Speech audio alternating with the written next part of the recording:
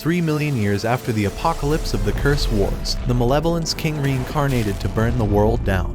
But after capturing his vessel for execution, the man who was supposed to save humanity decided to spare his life instead. Earlier that day, this ugly, disgusting, worthless loser brought flowers to give to his senile grandfather, who screamed at Yuji that he's watched him grow into a strong man, so he wished for him to use his powers to save people's lives before letting out his final breath. Seeing his lifeless body, Yuji struggled to hold back his tears before his grandpa was taken away.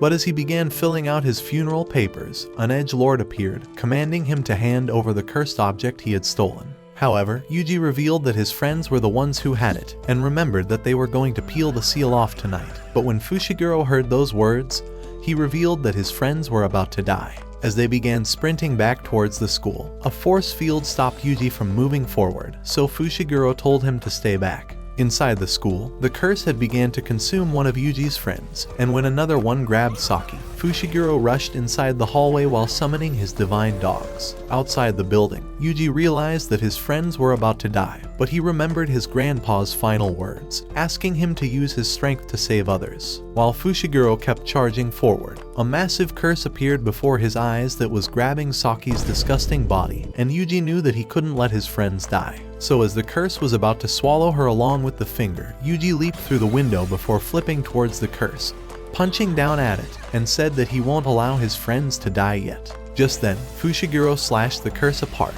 and thought it was a miracle that the finger wasn't swallowed, since anyone who swallows it would gain the greatest cursed energy in the world. In that moment, a curse began to appear from above Yuji, so Fushiguro pushed him away before being crushed down. However, the massive monster launched him against the wall, before punching him with enough force to destroy the entire building.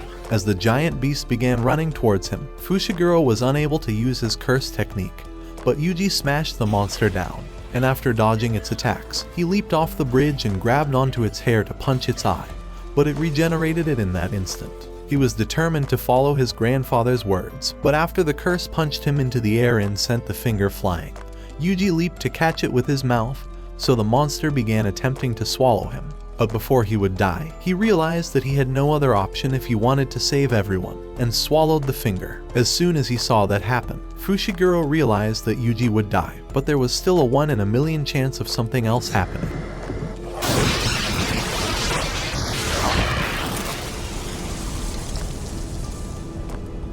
The 1 in a million chance of Sukuna incarnating had occurred, and he realized that he was reborn in a new era, filled with innocent victims and ripe mothers that he could eat out. However, Yuji held back his face, and when Sukuna wondered how he was still able to move, he realized that Yuji was somehow suppressing him, so Fushiguro told him to stand in his place to exorcise him.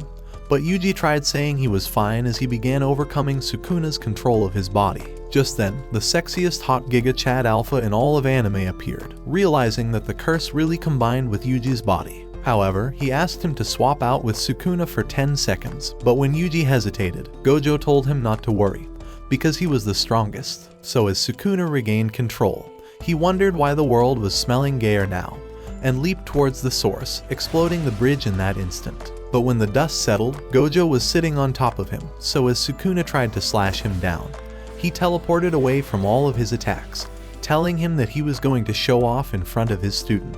In that instant, he flashed behind him and leveraged his momentum to send Sukuna spinning in the air, before punching him with enough power to destroy the ground with the backlash of the wind. Even so, Sukuna rushed back and launched his cursed energy to explode the building, thinking he finally erased the gay smell out of this world. However, he saw that he was unscathed, and after Gojo counted to 10 seconds, Yuji began regaining control of his body, and Sukuna wondered who was powerful enough to suppress him. Seeing his ability to control the curse, Gojo thought it was a miracle, but touched his head to knock him unconscious for execution. However, Fushiguro asked Gojo to spare his life, so Gojo promised that he'll take care of it. Back in the present, he revealed that this was why Yuji's ugly ass was getting executed.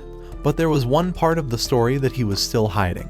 After taking one of Sukuna's fingers, he threw it to the air before forcing it towards the wall, showing him that they can't be destroyed. So he planned on feeding Yuji all 20 fingers before executing him, to wipe out Sukuna's existence from this world forever. Inside the crematorium, Yuji wondered if swallowing all fingers would save the lives of others, so when Gojo told him that it would, he asked him to show him the other finger, and after taking it away, Gojo stepped back while Yuji ate it, realizing that he has now consumed a tenth of Sukuna's power, and wondered if he could take it. In that instant, Sukuna's overwhelming energy began to take Yuji's body away, but as he kept inching closer while struggling to resist, he was able to overcome the cursed energy, and Gojo realized that he was definitely Sukuna's vessel, the first one to ever be born, and the last one to ever exist. After leaving his family's grave, Gojo told Yuji that he would be transferring to one of the Jujutsu Tech high schools, a place where he would learn to control the cursed energy he gained from Sukuna's powers. However, Sukuna's mouth popped out the side of Yuji's face, telling Gojo that he'll never be able to control his powers, and that he would become his first target after devouring Yuji's body. Hearing those words, Gojo thought it was an honor to be a target of the great Sukuna. After all, he revealed that Sukuna was the strongest sorcerer during the golden age of Jujutsu,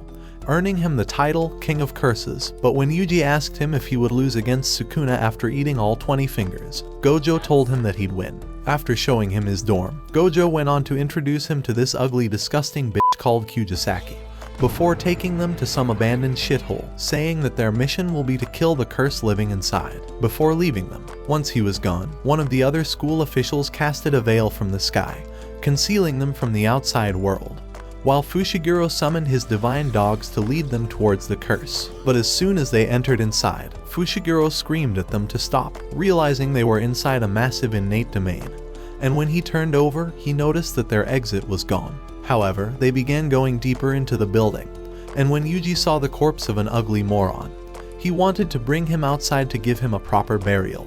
But Fushiguro grabbed his shirt, telling him that they can't be dragged down with a body while a curse is about to kill them.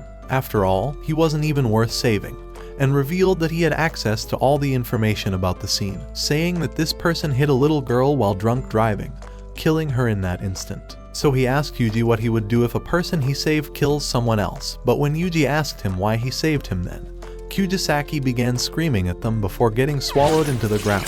As Fushiguro wondered why his dogs didn't sense what happened, he told Yuji that they needed to run and find Kijisaki later, but before they could move, the curse appeared before them. It was a special grade curse, the highest level of all curses, but as Yuji tried slashing at it, his hand was ripped off. At the same time, Kijisaki wondered where she was taken to, and thousands of faces began surrounding her. With his arm cut off, Yuji told Sukuna that they would die together, so he needed to help him fight this beast. But Sukuna revealed that he still had 18 other fragments of his soul, and even if they switched, he would kill his edgelord friend faster than the cursed spirit, and would go on to have fun with Kijisaki before killing her as well. Just then, the demon unleashed a wave of pure cursed energy, and began laughing at their worthless faces. So Yuji screamed at Fushiguro to take Kijisaki out of here, allowing him to switch out with Sukuna to save them. A few minutes later, he was running down the hallway and summoned his divine dogs to find Kijisaki, but she was already on her last nail,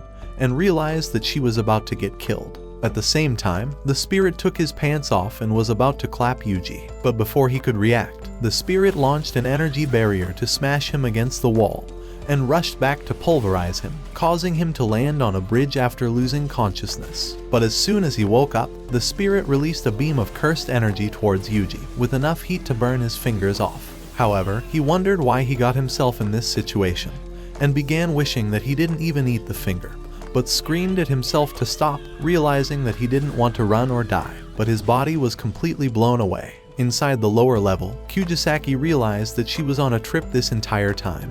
But as the mushroom was about to eat her out, a tongue licked her body and swallowed her.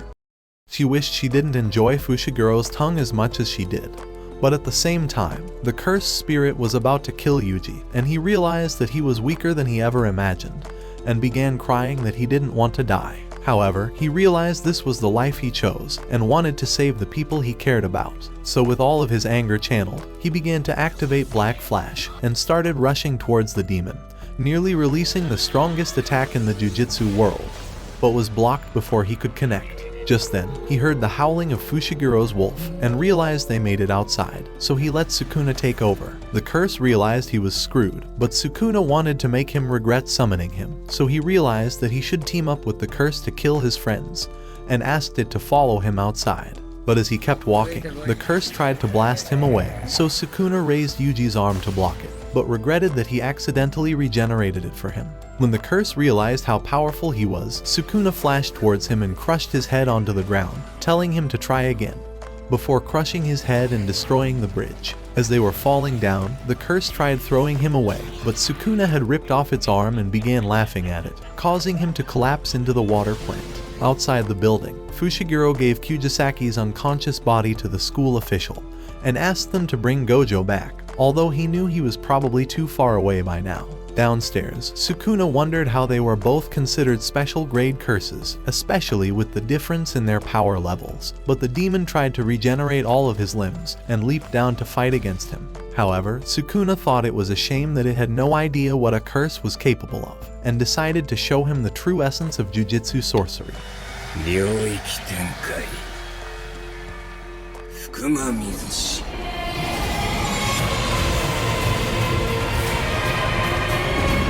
In that instant, the demon was cut into 17 different pieces, but Sukuna realized one of his fingers was inside before taking it, burning the curse out of existence. So he called out for Yuji to switch, but after not responding, he told him to quit blue-balling him already, and after he didn't respond once again, he smiled, realizing what he could do. Outside the building, as Fushiguro sensed that the cursed monster was dead, he began wondering where Yuji was hiding. But at that instant, Sukuna appeared behind him, telling him that Yuji was gone forever. As he ripped his shirt apart, he dug his hand deep into his chest and pulled out his heart. He told Fushiguro that he was taking Yuji hostage, since Yuji couldn't live without his heart, so he threw it away. But as he consumed the cursed finger, he told Fushiguro that he now had more than enough time to eliminate him. Just then, Fushiguro noticed that Yuji's hand had been restored, and realized that Sukuna has the ability to use reverse curse technique to heal himself. As he thought he could force him to regenerate a new heart, Fushiguro readied himself for battle, and summoned his cursed bird. Immediately, he charged at Sukuna and began trying to land a single attack, but Sukuna dodged every single one of them with ease. As Fushiguro continued trying to close the distance, Sukuna wondered if he was even trying, so as he caught his hand, he told him to try harder with more cursed energy, and smacked his useless mouth. As Fushiguro managed to maintain his balance, he summoned Orochi out of the ground to capture Sukuna. At Fushiguro's command, the cursed animals began attacking at the same time, but Sukuna obliterated the serpent, and appeared behind Fushiguro before his brain could even process the attack. As Sukuna hurled him far away, he leapt into the air to chase after him, kicking him with enough force to send him crashing into the buildings. However, Fushiguro's bird tried to rescue him, but Sukuna flashed from behind, punching him as his spine crushed with all the walls breaking down. But his bird managed to rescue him. However, Sukuna leapt into the air and knocked them into another building, sending him crashing down. As Sukuna landed before them, Fushiguro realized there was no way out of this situation, so he made his bird vanish in his final moments. When Sukuna began wondering why he was trying to help Yuji regain control of his body, Fushiguro remembered the only girl he ever cared about, and how she lost her life because of the curses. So he stood up and began converting his life into cursed energy, shocking Sukuna because of his hidden powers, and making him beg for Fushiguro to show him what he's hiding. But as Fushiguro was about to activate his sacred treasure, he decided to dissipate his powers, reminding Yuji that he never had a reason to save him, other than for his selfish reason of wanting him to stay alive. He said that he wasn't a hero, so he's never regretted saving his friend, and those words triggered Yuji's consciousness, allowing him to suppress Sukuna's soul. However, his missing heart began draining all of his blood out, and as he passed out on the ground, he begged Fushiguro to live a long life without him. The following morning, three dumbass curses wondered why they had to sacrifice Sukuna's finger to test its powers, but Geto told them that it was necessary since they learned what he was capable of. A few days later, as Yuji's body was laid inside the morgue, Ijichi started apologizing for causing his death, but Gojo thought it was a trap from the Jujutsu elders and told him to shut his disgusting mouth. From the very start, the higher-ups have considered Yuji a threat, and Gojo thought they made up the plan to abandon his team while he was away. Just then, a lady entered the room, wondering why Gojo was concerned about Yuji, seeing as he was already dead. As he began saying that Yuji was a special student, Larry told him that she would dismember him into pieces for her experiments. Meanwhile, Kujisaki tried comforting Fushiguro, telling him that they only knew Yuji for 2 weeks, but she was barely holding back her own tears. However, when a useless senior appeared before them, wondering why they looked like they were at a funeral, they merely ignored her useless face. From behind, a fucking talking panda tried telling Maki that one of their friends died yesterday, but one of them kept only saying he wanted a rice ball. Eventually, they revealed that they were here to invite Fushiguro and Kujisaki to a school exchange event, and Panda told them that it was a fighting contest between the two greatest jujitsu schools in their world. At the same time, Geto revealed that there were two conditions for winning the Curse War, and the first one was to immobilize the strongest jujitsu sorcerer in the world, Satoru Gojo. The second was to get the King of Curses on their side, but Jogo thought Yuji was already dead, so that would be impossible. However, Geto wondered if he was truly dead, and inside of Sukuna's innate domain, Yuji's soul swore that he would eliminate Sukuna. As he grabbed a rotten horn, he threw it at Sukuna, but he jumped away unscathed. Desperate for payback, Yuji ran at him and began throwing a flurry of punches, but Sukuna punched his fist to the ground.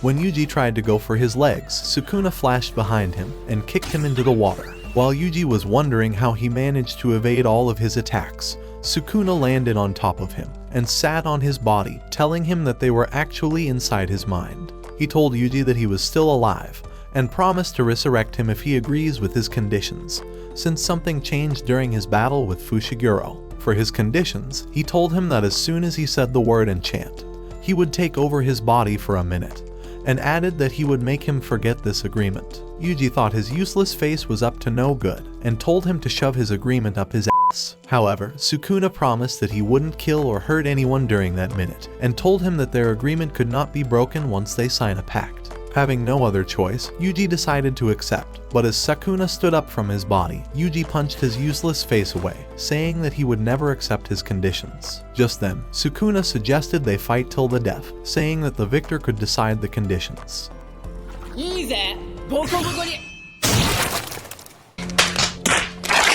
Meanwhile, Larry was ready to begin dismembering Yuji, but as Yuji woke up, he began wondering why they abandoned him without any plot armor. However, Gojo was glad to see him resurrected, and welcomed him back to life. So as Gojo saw Larry off that day, he asked her to keep Yuji's resurrection a secret, saying that he wishes to train him before the higher-ups try to kill him again. Inside a restaurant, he began telling him that Gojo was their worst enemy, and suggested that they exorcise him in a prison realm.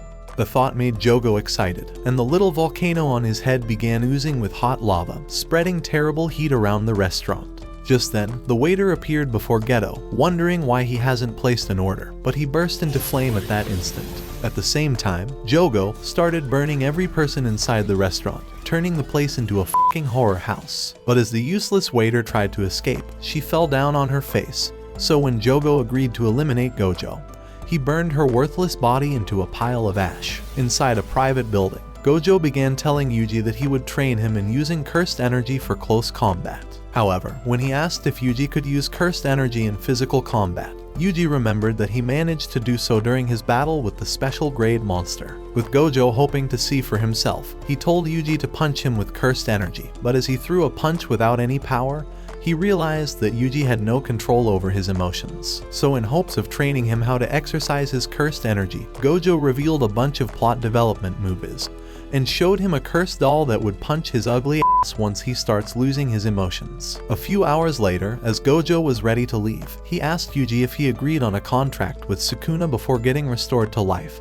but Yuji's memories had already been erased, so he told him that he could not remember anything. That night, while returning to the jujitsu school, Gojo sensed the presence of a cursed demon, and decided to exit the car. Just as Ajichi drove away, Jogo landed before him, but Gojo wondered who the fuck he was. Without hesitating, Jogo summoned a volcano behind him, and it unleashed a mighty blast at that instant, nearly burning half of the forest. When it was over, Jogo began thinking that Gojo has been annihilated, and thought it was the easiest battle in the world. But as the smoke cleared, Gojo emerged from the blast without a single scratch. As Gojo prepared for the battle, Jogo summoned ember insects, and commanded them to attack him.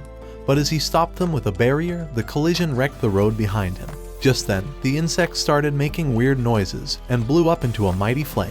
However, as Gojo remained unscathed, Jogo ran at him and burned his head with fire, before hitting him with a powerful cursed energy that blew up the entire place. Impressed with his own power, Jogo thought Gojo was dead for sure, but as he began to leave, he discovered that Gojo was still alive, and Gojo wondered how a special grade could be so weak. When Jogo wondered how the f he managed to survive, Gojo revealed that he never made contact with him, but that he only managed to touch the infinity between them, and wanted to show him what he meant. He began telling him to grab his hand, and as Jogo tried, he realized that it was impossible to get closer to him. But Gojo told him that he was actually being infinitely slowed down by his barrier. However, he wanted to hold his hands, and told him not to be shy since it's making him embarrassed as well. But Jogo realized he was absolutely fucked, and Gojo punched him deep in his core. As he coughed up cursed liquid, Jogo discovered it couldn't even penetrate the barrier, but Gojo smacked him with massive blows, and kicked him away. He told him that infinity exists everywhere, but his technique brings it into reality. It was convergence and divergence, asking him what he thinks would happen if he touched the void. He activated his curse technique reversal, red, and at that instant, the red light exploded into a massive wave of energy that destroyed the forest, sending Jogo stumbling past the trees for miles. But as he tried to escape, Gojo knocked him back with a massive strike, and followed with another punch, dragging his worthless face across the ground. As Jogo returned to unleash cursed energy, Gojo appeared behind him and kicked him towards the lake, sending him crashing inside. While he was laying down, Gojo realized this was the perfect time, and when he woke up, he noticed that Gojo had appeared with Yuji, because after he teleported to Yuji's private building, Gojo had discovered that Yuji was already starting to put his emotions under control, so he told him that he intends to teach him the true pinnacle of jujitsu battles, domain expansion. Just then, Yuji realized they were standing on water, but Jogo thought that Gojo was a moron for bringing in someone who would slow him down. 大丈夫でしょ。だって君弱いもん。 After being clapped by the fruitiest voice in all of anime, Jogo began unleashing his volcanic energy, and went on to activate his domain expansion, Coffin of the Iron Mountain. This was the essence of jujitsu battles, an innate domain constructed with cursed energy, the ultimate move that boosts the user's stats and guarantees the strike to always land. However, when he discovered that Gojo was unscathed, he realized he was really in deep shit.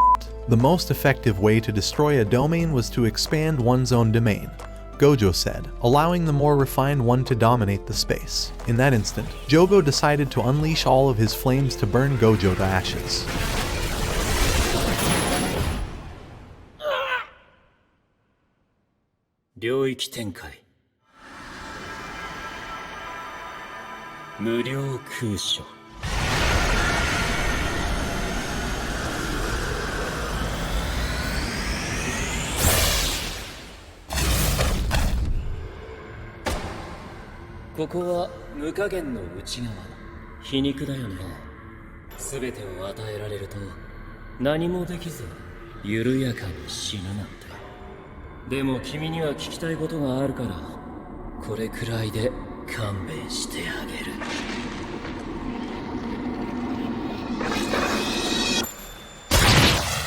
In that moment, he destroyed the domain, and with only Jogo's head surviving, Gojo demanded to know who his allies were. Meanwhile, two other enemies were watching them from the mountains, and realized that Jogo could not escape on his own. However, as Geto began to leave, Hanami told him that he would rescue Jogo, and vanished instantly. Back in the forest, Gojo was trying to persuade Jogo to confess his secret plans, but a mysterious flower landed before him. Immediately, it cast beautiful flowers around them, enchanting their minds at that instant. However, as Gojo snapped out of it, a ridiculously long twig raised Yuji towards the sky, allowing Hanami to escape with Jogo's head.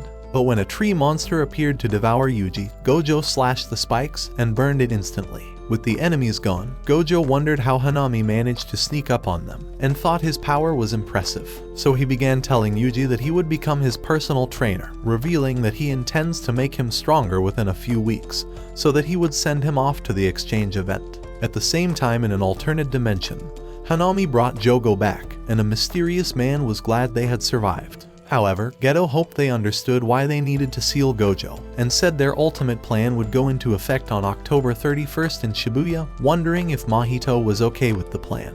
In the far side of the city, a weak lonely loser was being bullied by a group of seniors. His name was Yoshino, and they accused him of trying to develop plot with their crush. When Yoshino tried saying that he's never seen her before in his life, the useless girl told them that he's been spying on her inside the showers, so a bully kicked him. A few days later, while Yoshino was inside the theater, he noticed the bullies as they began making plans to develop plot with the useless girl. The sight of their worthless faces made him angry, and he wondered why they wouldn't shut their disgusting mouths. Just then, Mahito appeared inside the theater and turned their faces into haunting corpses. But after Mahito left, Yoshino followed him into an alley, remembering all the bullying he endured throughout his life, and begged him to gain the same ability. The following day, when Yuji and Gojo's friend arrived at the scene, Nanami wondered if he could see the traces of cursed energy around the theater. Yuji decided to concentrate on the cursed energy, and soon noticed the footsteps of a cursed monster. But Nanami thought he was useless for not sensing it sooner,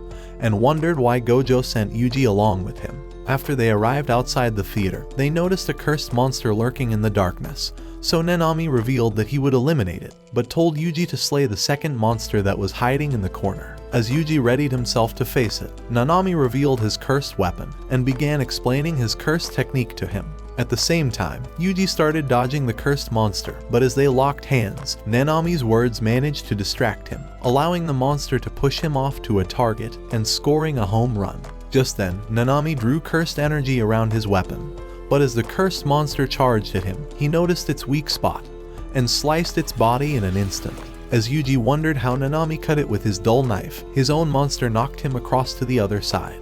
But having had enough, Yuji decided to summon cursed energy into his fists, but as he punched the monster, the energy blew it open, and Nanami realized that Yuji was hiding a secret ability. As Nanami was ready to kill the monster, he noticed its watch and realized that the cursed monsters were human after all. By the following day, Larry had studied the bodies and began telling Nanami that the monsters were humans, but that their bodies had been altered by a cursed technique. She thought the jujitsu user who turned them was a special grade, and warned Yuji to be careful. Meanwhile, Mahito was resting in the sewers and began explaining the process of creating cursed spirits. When Yoshino wondered how he was formed, Mahito told him that he was born from the hatred and fear inside of humans, and revealed that his power comes from his soul. The next day, as Nanami revealed a photograph of Yoshino, he told Yuji that he was the only surviving witness in the theater, and thought he knows the monster that killed the boys. So he told Yuji to find him, hoping the kid would lead them to the cursed monster. Later that day, after arriving inside Yoshino's neighborhood, they spotted him heading towards a store, and decided to follow him.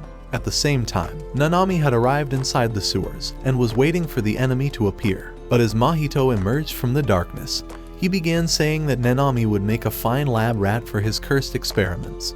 But Nanami wanted to finish his job before it's 5 o'clock, or he would have to go into overtime. As Nanami began attacking him, Mahito blocked with his cursed energy, and Nanami realized he was as strong as a special grade monster. So he followed him, and although neither of their attacks were able to land, Nanami managed to find an opening and kicked him all the way back. As Nanami noticed his weakness and tried hacking his body, Mahito shielded with his arms, but the knife sliced his wrist. Shocked by the sight, he wondered how Nanami's knife managed to break through his energy barrier, but restored his arm at that instant. As Mahito decided to reveal that his cursed technique was to change the shape of a human soul, he cast Idol Transfiguration spell, and his cursed puppet began to expand. He told Nanami that his cursed monsters were no ordinary human, but that they were actually jujitsu sorcerers who were too weak to defeat him. Meanwhile, Yoshino had finally arrived home, but discovered that an ugly fatso teacher was already waiting for him. As the man asked why he skipped school and failed to attend the bullies' funerals, Yoshino grew angry at his disgusting face,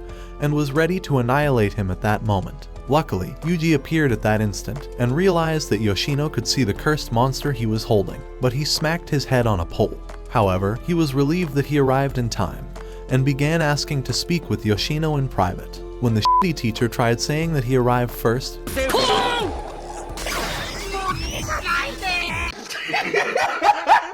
but the teacher chased after him.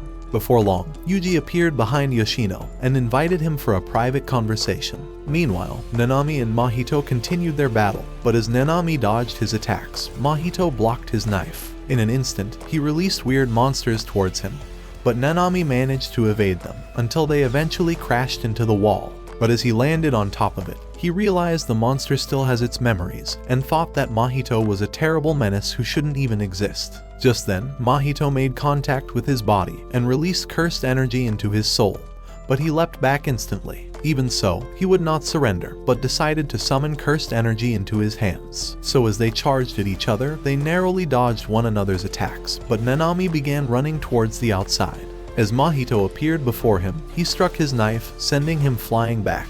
But at that moment, Nanami realized that Mahito would not quit, so as he decided to use his tai as a new weapon. Mahito discovered that his cursed energy was increasing. Just then, Nanami said that it was now over time, and said that his technique divides the target along a line, creating a weak point at the 7-to-3 ratio point. Mahito wondered why he was explaining his technique, and as Nanami charged forward with his cursed energy, he delivered a powerful blow into the wall.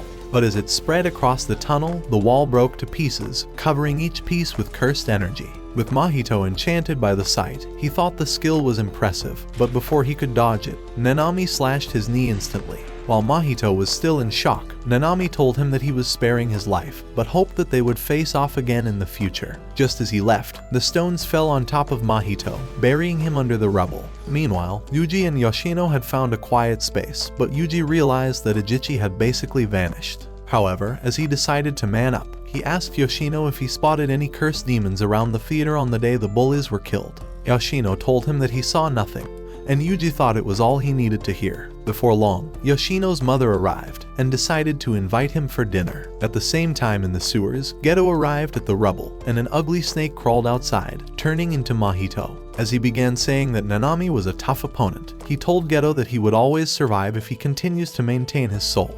When Geto wondered if Nanami was killed, Mahito told him that he left already. Meanwhile, Nanami was inside a restroom, trying to stop his wound from bleeding.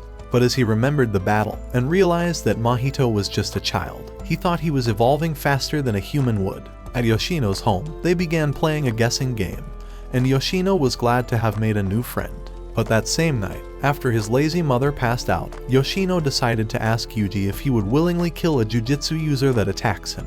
Yuji told him that he wouldn't, and said that the value of his life would become irrelevant once he becomes a killer. Hearing these words, Yoshino thought he found a new best friend, and decided to abandon his desire for revenge. However, that same night, as his mother woke up, she noticed the cursed finger before her, but a monster appeared behind her at that moment. By the following day, after Yoshino's mother was found dead, Yuji began telling Nanami to take him around as backup, but Nanami told him that he was better off staying away, as he thought he would soon be forced to kill someone. At the same time, Yoshino was ready to avenge the death of his mother, and remembered that Mahito already told him that a bully was responsible for it. Meanwhile, inside the school, the disgusting bully was awarded a useless certificate.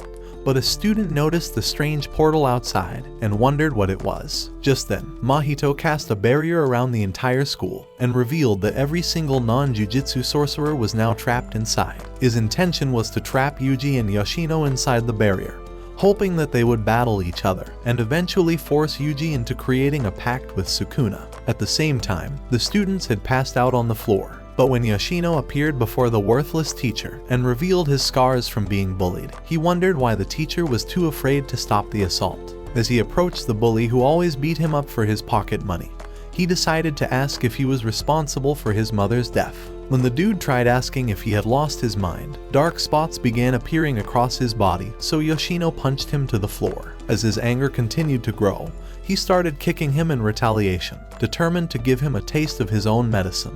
But as he raised him up into the air, ready to send him to Nirvana, Yuji appeared at that moment. Just as he noticed the unconscious students, he thought Yoshino must have killed them, and screamed at him to free the bully. As Yuji managed to chase him out of the hall, he tried attacking with his cursed fist, but Yoshino summoned his moon dregs, protecting himself from Yuji's blows. He warned him to stay out of his business, because Yuji would never understand the value of human life, and forced his moon dregs to overwhelm him in that instant. However, Yuji pulled him back as he began to leave, and as he pursued Yoshino, he began attacking his monster before retreating instantly. But he charged again, and hit the monster with a cursed blow that sent Yoshino flying outside the building. As he landed on a roof, he began wondering why Yuji was bent on stopping him. But as the image of his mother appeared in his mind, Yoshino grew very angry, and summoned claw spikes from his monster's insides. So as Yuji descended towards the roof, Yoshino thought he could end him before he lands. But as his monster attacked him, Yuji evaded its claws and knocked them with his cursed fists. He told Yoshino that his words sounded like a deranged maniac's and rushed at him again, punching his worthless body into the school. Immediately, he followed him and began wondering if his life wasn't worth anything.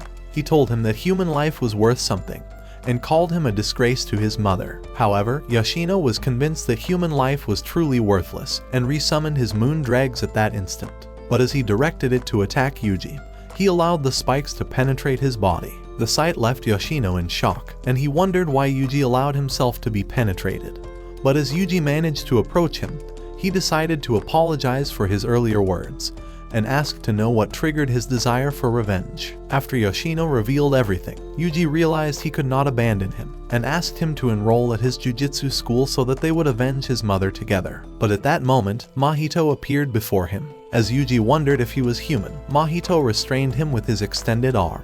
Right then, Yuji realized he was the same cursed spirit Nanami already warned him about, and screamed for Yoshino to run away. Thinking he could persuade Mahito to release him, Yoshino tried telling Yuji that Mahito was actually a good person. But as he let out those words, the memories of all the transfigured humans returned to his mind, and he realized that Mahito was actually a curse in disguise. However, Mahito was glad that his plans had already worked out, and told Yoshino that he was as stupid as all the bullies that kicked his ass for believing a cursed spirit. At that moment, he used his idle transfiguration technique, turning him into a cursed monster in that instant. With Yuji still in shock, the monster rushed at him, punching his ugly face, but he managed to restrain it. As the monster began punching his body, Yuji screamed for Sukuna to turn him back into a human, begging him to heal him the same way he healed his heart, and offered anything he wanted. However, Sukuna turned down his offer and realized that he had truly forgotten about their pact, so he began mocking Yuji, telling him to keep forfeiting his pride and future to rely on a cursed spirit.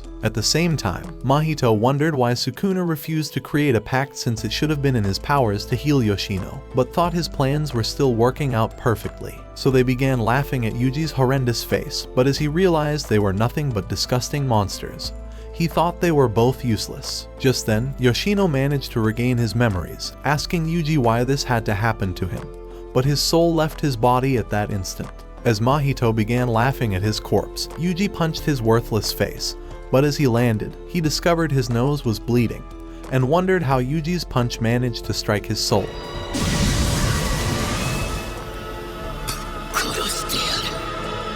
At that moment, Yuji's rage began growing, so he leaped to attack with his cursed energy, but none of his strikes were able to connect onto Mahito's body. However, he decided to draw cursed energy into both of his fists, determined to continue with his attacks until he destroys his body. At the same time, Mahito decided to transform his arm into a set of chains and began attacking Yuji until the walls blew up.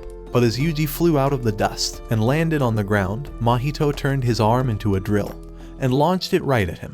Yuji dodged it and caught his extended arm, but Mahito released spikes into his hands. However, Yuji would not quit and managed to pull him out of the building, throwing him into another one in the distance. Immediately, he punched the ground, causing the place to erupt, and followed with another punch to Mahito's gut.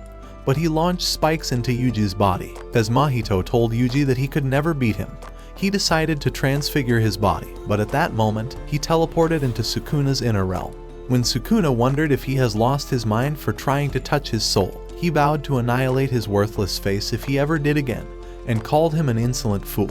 Right then, Yuji managed to grab his head, saying that he wouldn't switch with Sukuna, and began hammering his disgusting face, before following with a devastating kick. But as he tried to end him with his cursed fists, he realized that Mahito was already behind him, and was ready to end his life, but Nanami repelled his attack, causing him to retreat. But as Nanami noticed his bleeding nose, Yuji told him that his punches managed to injure his body. Nanami told Yuji that his own attacks were useless, but suggested that they attack Mahito at the same time, and exercise him before he could recover. Realizing he couldn't afford to lose, Mahito turned his arm into a blade, and created a third eye for seeing everything.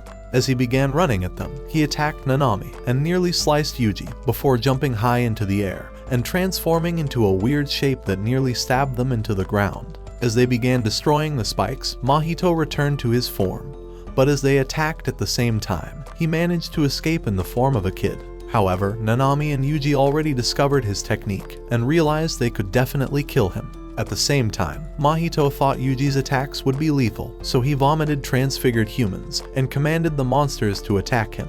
But as they did, he nearly slashed Nanami's head off, realizing he couldn't kill him on his own. Meanwhile, Yuji was trying to escape from the cursed monsters, but as he jumped on a rooftop, they followed him. He grabbed one of the monsters, but it took the form of a kid, and the sight of it made Yuji afraid, but the other monsters managed to restrain him.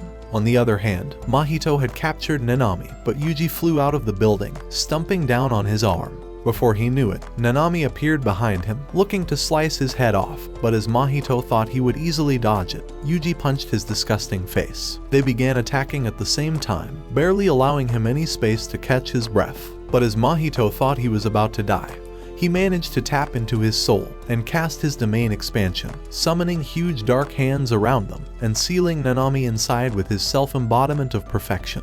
This was his greatest technique, and as he realized he has the upper hand, Nanami knew he was fucked. Outside the domain, Yuji began punching the shell, realizing that Nanami would not survive the attacks inside. At the same time, Nanami decided to take off his glasses, realizing his end was near. But at that moment, Yuji managed to punch a hole into the domain and jumped inside without hesitating. This was their only chance of survival, Nanami realized, because with domains like Infinite Void and Mahito's domain, a strike is guaranteed to land. But because of Yuji's forbidden soul, it was now over. In that instant, he was teleported to Sukuna's innate domain for touching his soul, and Sukuna reminded him that there wouldn't be a second chance, slicing his arteries in that instant. He went on to say that he didn't care whether everyone in the world dies, aside from the single person he cared about, and ripped apart his domain in that instant. As Yuji wondered how he got injured, he discovered he could kill him before he recovers, and began charging at him. But at the same time, Mahito thought he could kill everyone with his last bit of cursed energy, and began to expand into a large monster. But Yuji realized he could finish him off before he escapes, so he awakened his divergent fist and punched his belly, but it deflated in that instant. As Yuji wondered how he vanished, Mahito entered into the sewer, narrowly escaping Nanami's attack. But as Nanami called for backup, Yuji passed out from exhaustion. Inside the sewer, Mahito managed to crawl towards the light, and was glad that he survived the attacks. However, he knew he would return, and thought he must definitely kill Yuji next time. Meanwhile, in a hot spring, Jogo had successfully regrown his body, but as Mahito appeared, he decided to jump into the spring, hoping to recover from his own wounds. As he decided to reveal their plan, he said that they must feed the rest of Sukuna's fingers to Yuji, hoping Sukuna would take complete control of his body once this was done. When Jogo agreed with his plan, Geto revealed that they would attack Yuji's jujitsu school to steal the rest of the fingers, and would forcefully shove them into his mouth. Meanwhile, Yuji hurried into the lounge, excited that he would be rejoining his friends, but Gojo suggested that he shows up in a surprise package, saying that his appearance would blow everyone away. At the same time, Fushiguro and the others were set for the contest. But as the opposing school arrived, Mai began calling them a team of losers. Just then, their instructor appeared, wondering if they were ready to destroy each other at the contest. But Gojo arrived at that moment, and started giving away ugly dolls to the opponents. He told them that it was a souvenir from his trip. But just as he was done, Yuji revealed himself to the group. When he began thinking that everyone would be excited, he discovered that Fushiguro and Kyujisaki were creeped out instead, and even their opponents were occupied with the souvenir. But a few hours later, after the competition rules were announced, Yuji decided to apologize for staying away from his friends, and revealed that it was the only way to protect himself from the higher-ups. At the same time, Yoshinudo, a disgusting old principal, began telling his students to eliminate Yuji once the contest begins, and said that killing him would be easier than blowing his mom's back out. Right then, Todo kicked the door away, saying that he would not join in the attack. When Noritoshi tried commanding him to return, Todo told him to kiss his ass and threatened to beat up Yoshinudo for being a weak, ugly old man who could only plot cheap schemes. He said that he was no coward and told the rest of the group to rot in hell. After he left, the girls began wondering if they could eliminate Yuji on their own, so Noritoshi began saying that Yuji was nothing but a weakling that never deserved to be in their school in the first place. On the other hand, Yuji and his team were ready for the contest, so as they began heading out, Yuji was glad that he would finally prove himself. The game was about to begin, and with both teams on the line, Gojo announced the start of the festival, causing all of them to begin running towards one another. Their challenge was to eliminate the highest level monsters before their time ran out. So when Yuji wondered how they would find the boss, Panda told him that it was hiding somewhere in the middle of the forest. Just then, they spotted a cursed monster before them, and Panda thought it was a weak monster that would be easily killed. However, before they could eliminate it, the blast from Todo's punch blew it away. As he realized that the entire team had arrived, Todo told them to attack him at the same time. But Yuji rushed and rammed his knee into his useless face, allowing the others to run away. At the same time, Todo managed to withdraw from Yuji, but Yuji wondered how he managed to stay on his feet. Just then, Todo prepared himself for battle, and told Yuji that he would crush every bone inside his worthless body. In an instant, he charged his fist while rushing forward. But as a cursed monster appeared before him, his punch went through the monster, punching Yuji all the way back into a tree. While Yuji was still in shock, he wondered how his arms managed to remain attached to his body. Just then, Todo began curb stomping his disgusting face and continued bashing him until he eventually passed out. He wondered if Yuji was just a weak loser after all, and began wondering who he should attack next. However, Yuji managed to wake up and said that pounding his head might have made him dumber than he already was, but Todo told him not to worry about it. After all, there was only one thing that mattered to Todo, and he decided to ask him what his taste in women was. So as Yuji told him that he loves a tall girl with massive nuclear missiles, Todo thought that Yuji was just like him, and realized that he was the person that's been missing in his life. He was the friend who would have shared his plot-filled magazines, and even when he gets rejected by his favorite idol, he would now have Yuji to help him get through his depression. This was everything Todo wanted to hear, and told him that they were now best friends. But Yuji wondered what this psycho was on. At the same time, the opposing team finally discovered Yuji's whereabouts, but as Mai began firing at him, he dodged her bullets as he began running towards the trees. Looking to stop him, Kasumi tried slashing him, but Yuji jumped over her and she realized that he has quick reflexes. Right then, Mekamaru appeared before Yuji, ready to blast him at the slightest movement. So as Yuji discovered he was surrounded, he realized they intended to kill him. At that moment, Todo clapped his hand, but the group realized that Yuji and Noritoshi had switched places. Noritoshi thought Todo must have cast an exchange spell, but Todo punched the ground, angered by the sight of their horrendous faces. When he tried asking why they interfered with his battle, Noritoshi began saying that they were trying to perform their mission. But Todo screamed that Yuji was his. Afraid of triggering his rage, Noritoshi began to leave, but commanded Todo to kill him. On the other hand, Momo spotted Yuji's team as they continued running towards the monsters, and realized they were ahead in the contest. But as she tried to warn her team, Fushiguro's cursed bird appeared before her, and blasted her with lightning. Seeing the bird, Noritoshi directed his team to rescue her, but as two of them ran towards the girl, Zenin appeared from the trees and began attacking Kasumi while Fushiguro attacked Noritoshi. Meanwhile, Panda and Kujisaki were already waiting for Momo to climb down, and she realized she was in deep shit. At the same time, Yuji and Todo had started battling again, but none of Yuji's attacks were able to penetrate through Todo's defenses, and even when he did connect, Todo was able to kick him away before Yuji suplexed him down. But after Todo landed two massive punches to his core, Yuji began flipping backwards and spun on a tree branch, nearly kicking Todo's face off. As he managed to dodge it, he thought that Yuji had an incredible toughness, but as he noticed he had vanished, Yuji flew down to punch his head before he knew it. So they continued using their martial arts to catch the other off guard.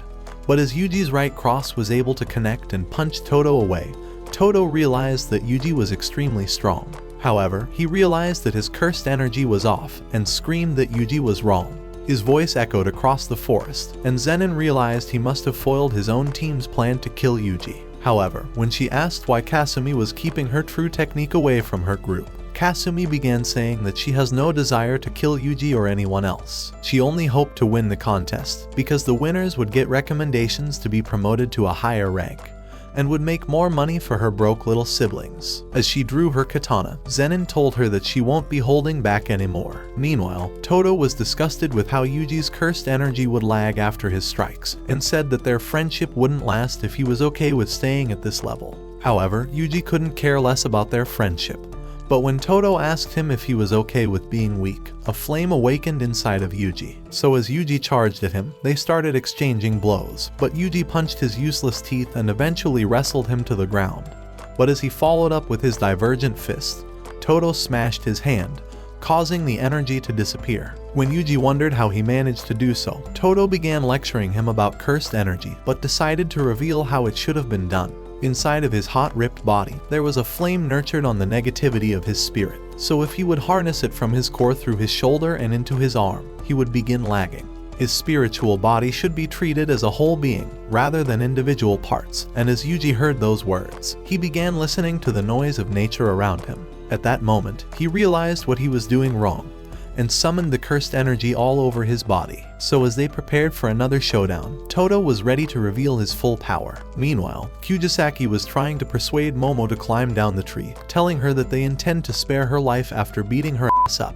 Just then, Panda noticed an enemy behind the trees, but was blasted at that instant. As Mekamaru appeared from the darkness, he began saying that Panda's ass has been put to sleep, so Momo descended at that instant, saying that she would destroy Kyujisaki. However, Panda woke up at that moment and landed a massive strike that caused him to retreat. As Panda readied himself for battle, the real Mekamaru, who was sick inside a room, vowed to eliminate him. So he revealed his weapon, an activated sword option, before boosting it with a drill. As he rushed towards Panda, he flew into the air and descended with an ultra spin, destroying the tree before him. However, Panda managed to escape, but realized that Mekamaru was strong after all. Immediately, Mekamaru launched a blast towards him, but Panda summoned his cursed energy, allowing him to survive the blast unscathed. Before he could attack again, Panda began hitting him with a barrage of punches, but as Mekamaru tried fighting back, Panda wrestled him to the ground and knocked him away with his butt, sending him stumbling down. Right then, he activated Ultimate Mekamaru, and increasing the power of his attack to Albatross mode.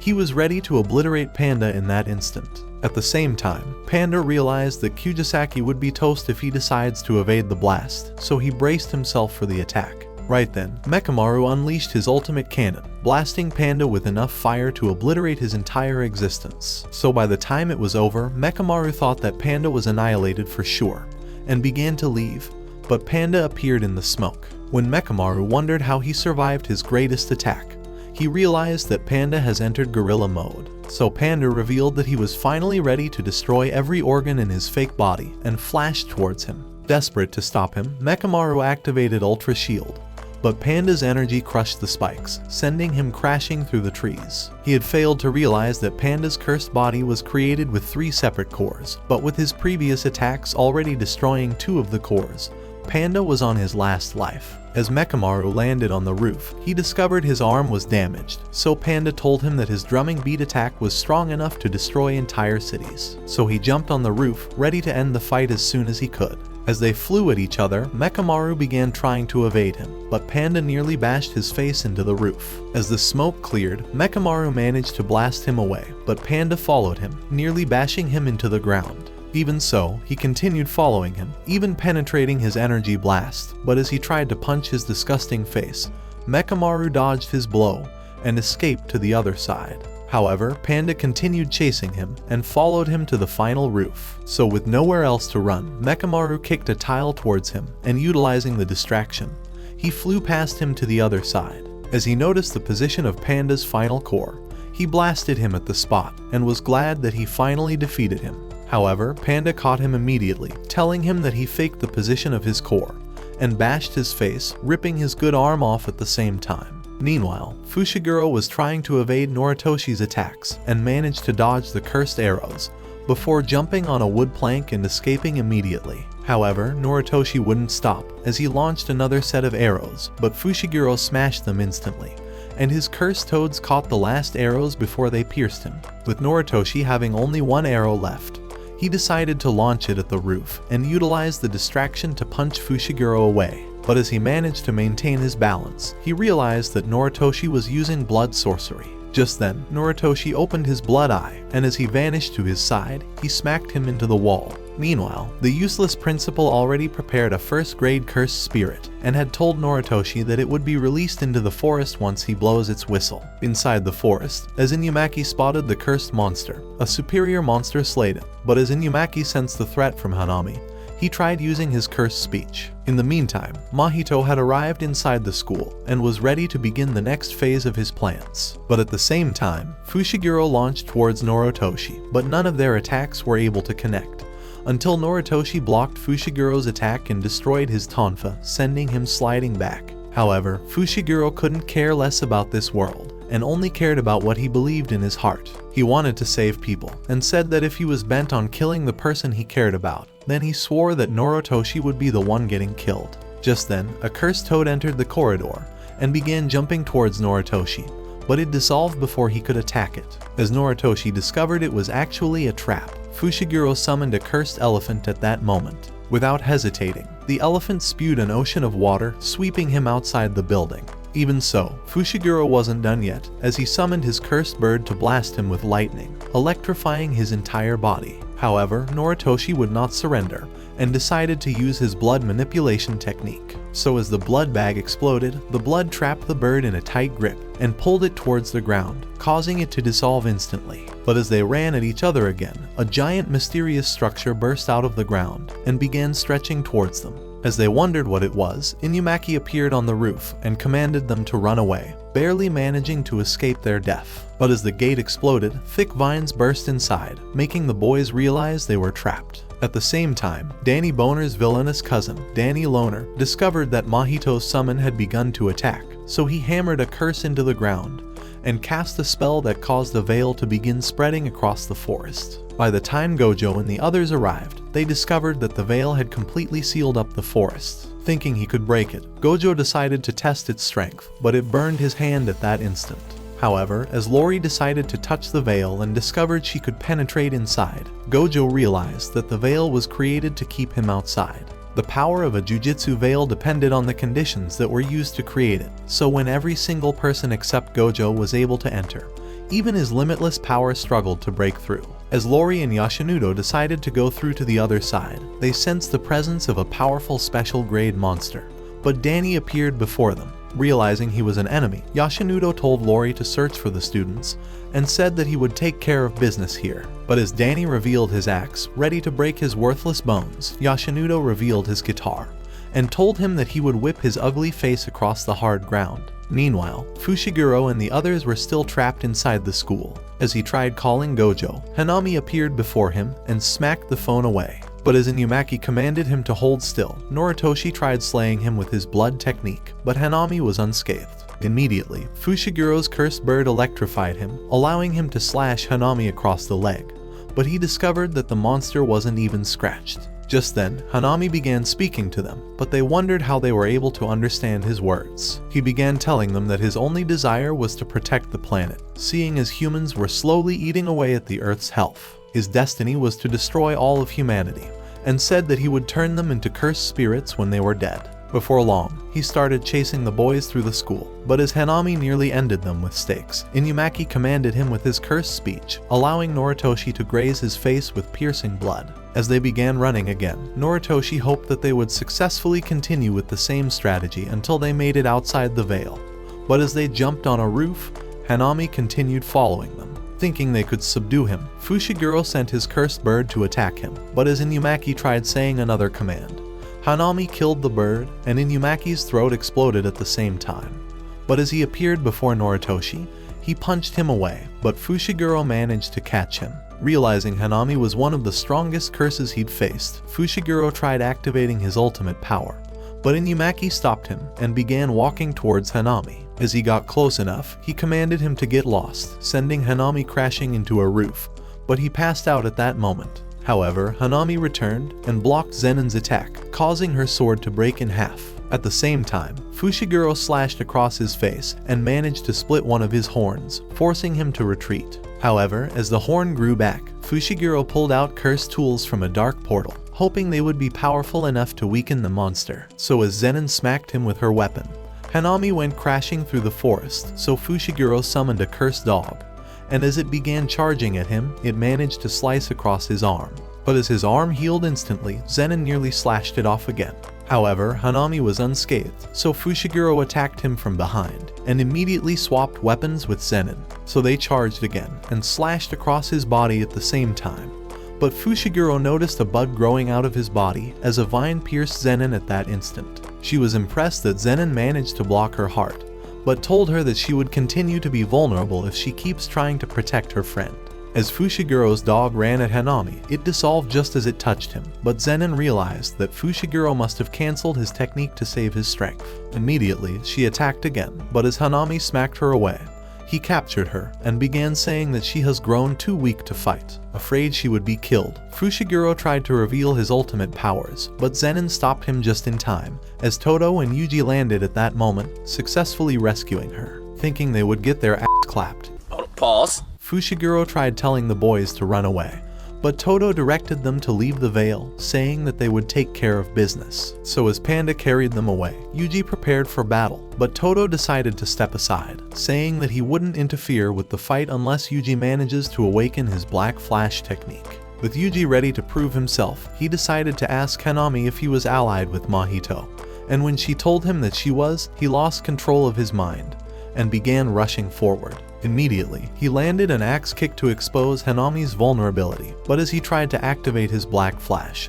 he remembered the way she had hurt all of his friends and lost control of his cursed energy technique. But as he cast vines towards him, Yuji jumped outside the water. Right then, Todo smacked his ugly face and began telling him that anger was an emotion that would trigger the strongest reactions within humans, but was also the distraction that made cursed energy attacks fail. He smacked his ugly face once again, telling him to swallow up his anger. As he began walking back, Todo knew that Black Flash was an attack where cursed energy is applied within 1/1,000,000th of a second, creating a distortion in space. No sorcerer in humanity has been able to consistently use it at will, but activating it once would be enough to expand his knowledge to heavenly levels. So as Yuji faced off with Hanami once more, he managed to maintain his focus. In an instant, Hanami rushed towards Yuji, but he was able to distort space itself.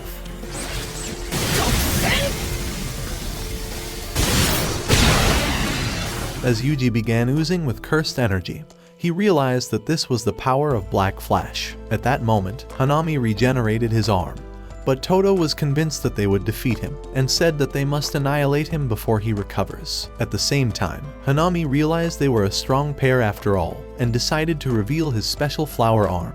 Immediately, he summoned mighty vines out of the water, but as they managed to evade everything, Todo told Yuji that Hanami exchanged his speed and strength for this new power, and thought they would have the advantage. Just then, Hanami appeared behind them, launching little weeds like bullets, but as they managed to dodge everything, they landed a massive strike that caused Hanami to nearly fall back. However, as they charged again, Hanami caused the vines to disappear, so as they began falling towards the ground, he launched new vines towards them, but they managed to bounce off each other and escape getting isekai'd. At that moment, however, Hanami remembered Mahito's words, who already told him to enjoy the battles, because it was their purpose as cursed spirits. On the other hand, Yuji and Todo were unscathed from the fall, but as Yuji spotted Hanami, he began running at him. So as they started trading blows, Yuji managed to kick him away, but as he blocked Todo's kick, he enchanted them with cursed flowers before summoning spikes out of the ground. And at that moment, Hanami finally understood the true meaning of Mahito's words, as he realized that he was actually enjoying this fight. However, Todo already had enough of his useless face, and revealed that he was ready to unleash his own curse technique. So he told Yuji to continue fighting no matter what, and began to unravel Hanami's spirit. By the time he figured out a plan,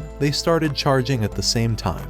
But before they knew it, a vine seized Todo's ankle and began waving him around, but as it released him, he started tumbling away. Immediately, Hanami attacked Yuji to stop him from saving Todo, but as he thought Todo would be killed for sure, he clapped at the last moment, activating an exchange spell that swapped his position with Hanami. However, Hanami survived the attack, but as he wondered what kind of technique it was, Todo revealed that his technique swaps his position with his opponent, but Yuji realized he wasn't saying the entire truth. Hoping to eliminate Hanami before he discovers everything, they started running at him at the same time, as Todo continued clapping his hand to swap their positions. So as they surrounded him, they began attacking his body, utilizing Todo's technique to swap positions every second, as they punched holes into his body before Todo followed up with a brutal kick. While Hanami was wondering who the greater threat was, Yuji uppercutted his face, before following with a roundhouse kick. Before Hanami would recover, Todo continued with his brutal attacks, and Yuji nearly broke his jaw as they tried to weaken his body. With Todo's claps unending, Hanami began wondering if he was trapped inside a spell, but Yuji weakened his knee, and as he prepared a punch, he hit him with Black Flash, nearly paralyzing his body. Even so, Yuji wasn't done and hit him with a black flash kick, nearly ripping his head off. As Yuji hit him with a third black flash, breaking the laws of physics that only the greatest sorcerers were able to accomplish, Todo appeared behind Hanami. But as he thought Todo intends to swap positions again, he clapped his hands, but Hanami discovered it was a mere distraction, as Yuji hit him with the fourth black flash, shattering all the laws of physics and curse techniques. As Hanami launched root bombs towards them, Yuji shattered it with a kick, but Todo broke it in an instant, and immediately wrestled Hanami to the ground. As he followed with a strike, he clapped his hands, swapping positions with Yuji, but as they tried to attack at the same time, Hanami managed to evade them, and summoned large vines out of the ground. But as he directed them to attack again, Todo clapped his hands, swapping positions with him, but Hanami launched spikes towards him and exchanged blows with Yuji at the same time. At that moment, Yuji realized he was starting to figure out Todo's technique, but Todo thought they would successfully exorcise him.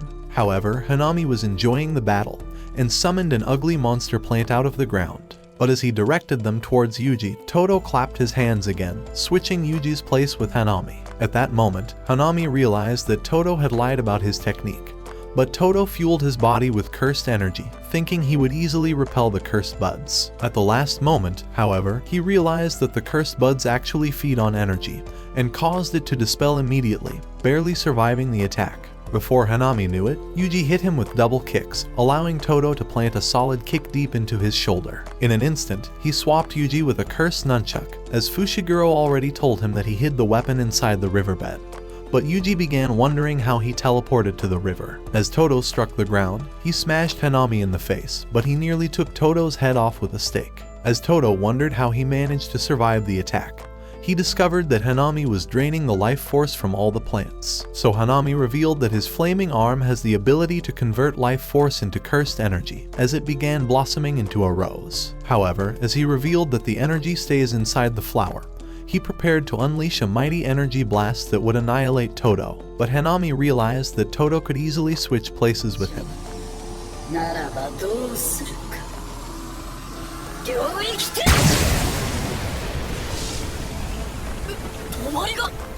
Meanwhile, at the Vale's entrance, Yoshinudo managed to blast Danny with the cursed energy from his guitar, sending him sliding back. However, Danny thought he could kill him, and told him that he would create a wallet out of his weak, worthless bones. On the other hand, Lori was running towards the remaining students, but as an ugly dude tried slashing her from behind, she managed to dodge his attack.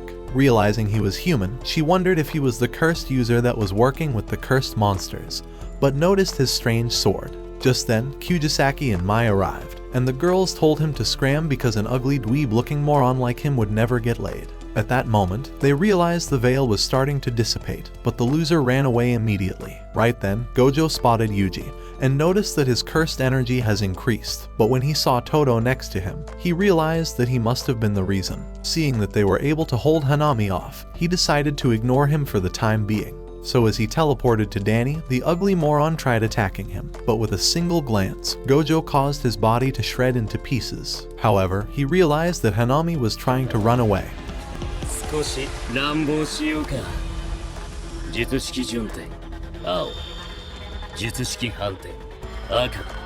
Hanami realized she would die fighting Gojo, and began to surround his body with thick vines. But as Yuji tried to attack him, Todo commanded him to hold still.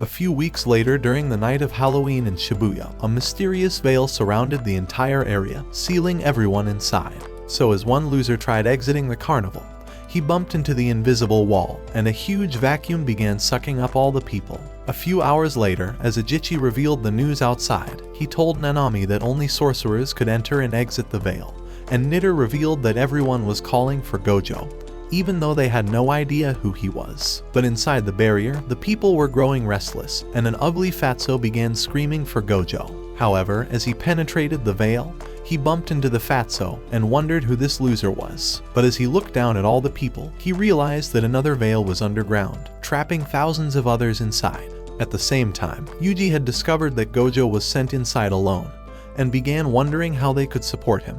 But at that moment, Mei told him that they were heading somewhere else, as another veil had been lowered over the Meiji Shrine station. Meanwhile, Gojo was descending into the Shibuya station, and as Jogo, Hanami, and Choso appeared before him, Jogo told him that they would defeat him this time. A few minutes later, as crows flew into the station, Mei began to scout the area through their eyes, but a monster crushed them in an instant. However, she already figured out a plan, and wondered if Yuji would rather fight a single special class monster, or would eliminate all the transfigured humans. Taking the transfigured humans as innocent people, Yuji offered to take on the monster instead, so Mei showed him a map of the underground station, telling him to lift the veil once he defeats the monster, as it was the only way to free the regulars. Just as Yuji arrived inside the station, he spotted the monster devouring a human, but saw a mysterious object in the ground, wondering if it was the thing holding up the veil. So while the grasshopper was saying that a human like him would never stand a chance against a curse, Yuji smacked it with a kick, and followed with a punch, knocking it into the wall. He began saying that humans aren't weak, but the monster got up and began desperately trying to bite his head off, making Yuji realize that it was a special grade curse. As it flashed to his side, Yuji managed to flip away, but the grasshopper released its wings and began flying towards him. Luckily, Yuji darted into the opening, managing to evade the monster, but as it followed him, they continued their fierce battle, bursting into another hallway before crashing through again. As the grasshopper began wondering why he was running away, it called him a weakling, but Yuji began to approach it, looking to prove himself. And as he stood before its eyes, he awakened his divergent fists. As they striked against one another, they began trading blows with lightning-fast speed, matching each other's strength, until Yuji managed to find an opening, and began hammering the monster with overwhelming blows that weakened its body. As it grew desperate to annihilate him, it spewed toxin towards his face, but as Yuji dodged, ready to end it with his divergent fist, the monster extended its tail, looking to end him at that instant. Luckily, Yuji smacked it away and ripped into the tail, calling it payback for all the lives it took. And at that moment, he broke the mysterious object, and Mei realized that the veil has been lifted. At the same time, Mahito sensed that the monster had been slain, and wished he could get in some of the action, but soon began to leave. Before long, Yuji reunited with Mei and Yu, and they began running deeper into the station. Just then, they noticed a girl inside the station, and Yuji hurried to meet her. Inside the Shibuya station, Gojo realized that the exit was being blocked, but he revealed that he has no intentions of leaving. He thought they lured him here to threaten him with the regulars, and said he wouldn't try to escape. A few weeks ago, while cooking up their plans, Geto had revealed that Gojo could only use his full powers when he was isolated, and that it would be impossible to do so once he was surrounded by regulars. At that moment, Jogo opened the barricades, and hundreds of people fell into the rail track. Gojo realized that the exit was sealed so he wouldn't notice the regulars on the sides, but as Jogo summoned his cursed energy, he began to obliterate them, and even Hanami got in on the action. At the same time, Choso unleashed his blood manipulation technique, but it dispersed before his eyes. Before Gojo knew it, Jogo and Hanami had already appeared before him, directing their fists towards his face. Geto had told them that Gojo's curse technique reversal was twice as powerful as his amplification technique, and due to this, he couldn't possibly use this technique in countering their attacks without destroying the entire station. But just as they got close enough and casted a domain amplification spell, they began drawing even closer, pushing through his barrier. But Gojo vanished before their eyes, making them collide. When the dust settled, Gojo landed on a wall, realizing their domain amplification spell was supposed to neutralize his limitless technique and land a hit on him. A few days ago, Jogo had wondered how they could avoid Gojo's infinite void, so Geto told him that Gojo wouldn't use this technique because the expansion of his domain would crush all the normal humans. However, he warned them not to cast their domain either, saying it would only trigger Gojo into casting his own. Just then, a useless girl began to cry, but as a worthless simp tried to help her, Jogo killed him at that instant and said it was Gojo's punishment for running away, before burning the body. 正直驚いたよ。この程度で僕に勝てると思ってる脳みそに驚いたって言ってんだよ。 However, Geto had already told the cursed spirits to keep Gojo distracted for at least 20 minutes while he prepares to trap him inside the prison realm. As Gojo pointed at the weed, he told him that he would be the first to get sent off to Nirvana, and began walking towards him.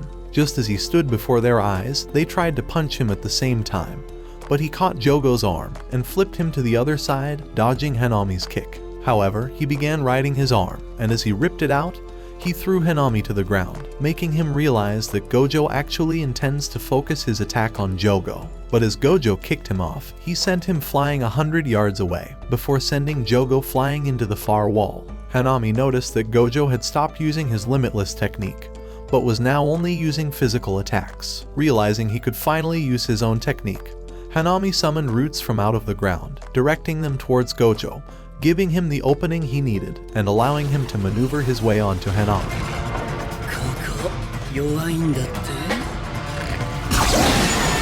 Gojo had discovered that Hanami couldn't use his domain amplification and innate technique at the same time, making him vulnerable to physical attacks. Right then, Choso unleashed Blood Curse, but as the blood spilled off of him, he saw all the people who died at that instant.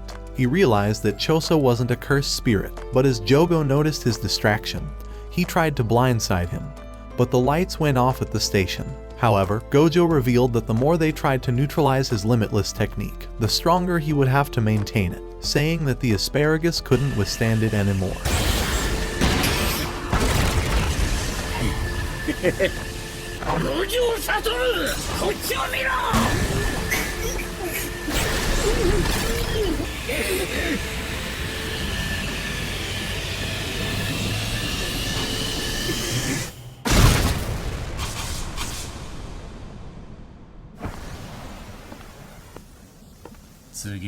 While they were preparing their plan, Geto had told them that Gojo must be restrained for a minute before he can be trapped inside the prison realm.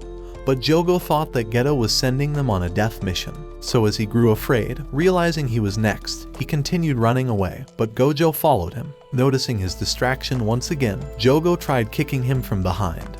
But after hitting a barrier, he ran off once more. Immediately, Choso directed a long line of blood towards Gojo, piercing through the regulars, but Gojo's barrier froze it up. Meanwhile, Geto was waiting inside the tunnel, and realized that their plan would fail if he tries to trap Gojo now. At the same time in the shrine station, Yuji and the others noticed the girl sitting all by herself, but when Yuji wondered what happened, she said that all the regulars were turned into monsters before getting loaded into the train, but turned into a gruesome monster right before their eyes. Just as Yuji realized it was a trap, Gojo began hearing the sound of the moving train, but everyone was glad that they were finally about to be rescued. As the train screeched to a halt, one ugly loser forced his way to the front, but when the doors opened, the cursed monsters spilled outside and began to devour everyone. While Gojo was still shocked from the sight, Mahito leaped out of the train, but as he tried to attack him, the limitless barrier stopped his attack. And as Gojo tried to punch him, he leaped away immediately. At the same time, more regulars began to spill into the underground, so with a combined attack, Mahito and Choso began to obliterate all of them, spilling their sauce all around him. Thinking he was still distracted, Jogo tried attacking from above, but Gojo ripped his arm off easily. Mahito knew that Gojo wasn't like Yuji, because he was capable of sacrificing others to eliminate the curses. But his only chance of eliminating them was by using his infinite void to kill them along with everyone here. However, Jogo knew the only sacrifices he could accept were those killed by the curses.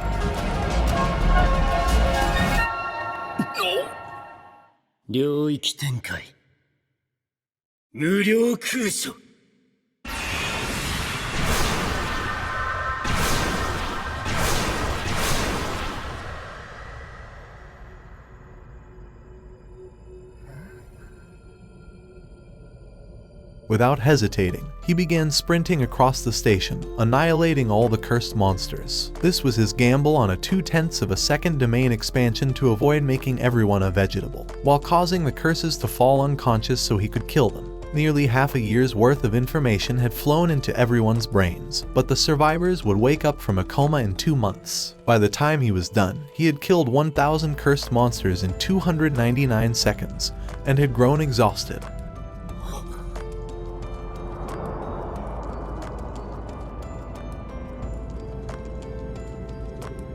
At that moment, Geto commanded the box to open, and it spread open before Gojo's eyes. Realizing it was a trap, Gojo tried to withdraw, but Geto was already waiting behind him. And with Gojo in shock, he began wondering if he was the real Geto, as hours of his memories with him began flashing across his mind at the speed of light. Although a minute was needed for the prison realm to activate, it was only a minute in Gojo's mind, which was less than an instant for normal people. He thought this was his end for sure, but began wondering who the hell he was, having already killed the real Geto. Right then, Geto decided to pull his string, revealing his cursed brain and saying he could possess a body by replacing the brain with his own. Additionally, he could use the body's technique, and revealed that he managed to acquire this body after Gojo killed the real Geto. He had thought this body would be perfect for his plans, and would successfully stun Gojo long enough to be restrained by the prison realm. At the same time in the tunnel, Yuji noticed a wooden earpiece in his ear, but as he tried to destroy it, Mechamaru began telling him that Gojo has been captured, and said he would soon be sealed forever. Back at the Shibuya station, Geto's hand began to squeeze the life out of his body as the soul of the real Geto was trying to end him, but he managed to pull it away. Thinking the other sorcerers would soon show up, he commanded the prison realm to close, and as the eyes opened, it covered up Gojo, shrinking him into the cube to complete the seal. Inside the tunnel, Mei began saying that Mechamaru was telling a lie, and asked for proof that Gojo has been captured, but he told them that Gojo has been sealed already, and that he had programmed his device to activate once Gojo was captured. This was his insurance when he went into battle with Mahito, because a few days ago, Mahito had managed to find his real body, and even defeated his ultimate Mechamaru.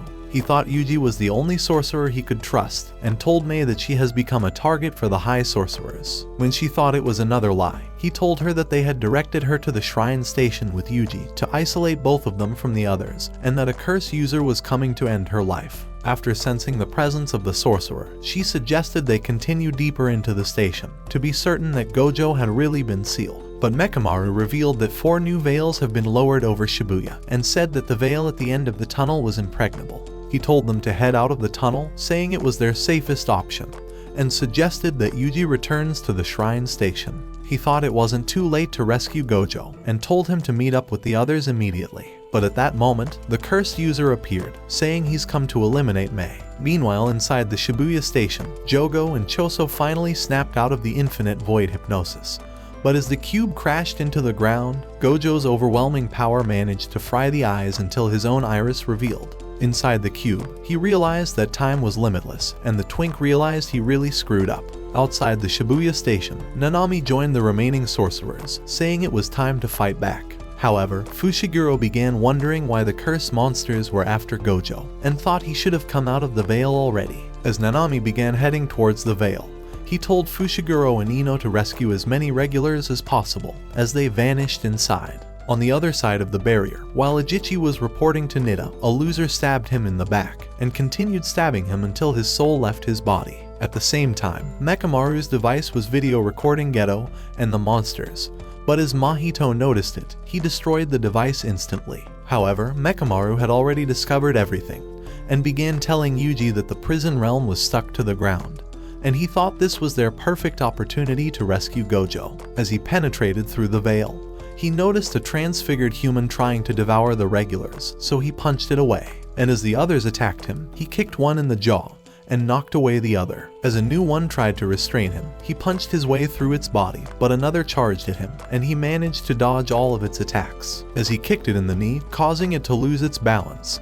he followed up with a nasty kick, sending it falling on its face. So after climbing to the rooftop, he began screaming for Nanami, and his voice echoed across the city. As the others began hearing his voice, he screamed that Gojo has been sealed, but as they heard these words, Nanami suggested they meet up with him immediately. Inside the station, Mahito began suggesting they leave before the others arrive, but Geto revealed that he wasn't leaving without the cube, as Choso told them that he would also stay back to kill Yuji for ending his brother. Jogo tried saying they need his body to turn him into Sukuna, and warned Choso to stay away. But as they butt heads, Mahito decided to separate them, but said he also wishes to kill Yuji. With Gojo sealed away, he thought the sorcerers and cursed monsters were now evenly matched, and said that turning Yuji into Sukuna was only a backup plan. But with Jogo unwilling to change his mind, Mahito decided that they spare his life if Jogo finds him first. but vowed to kill him if he first comes across him. But just as he let out those words, he began running off to find Yuji. Inside the city, Yuji continued screaming for Nanami, but after they appeared behind him, Mekamaru began to reveal that the cursed monster controlling Geto's body was Pandemonium.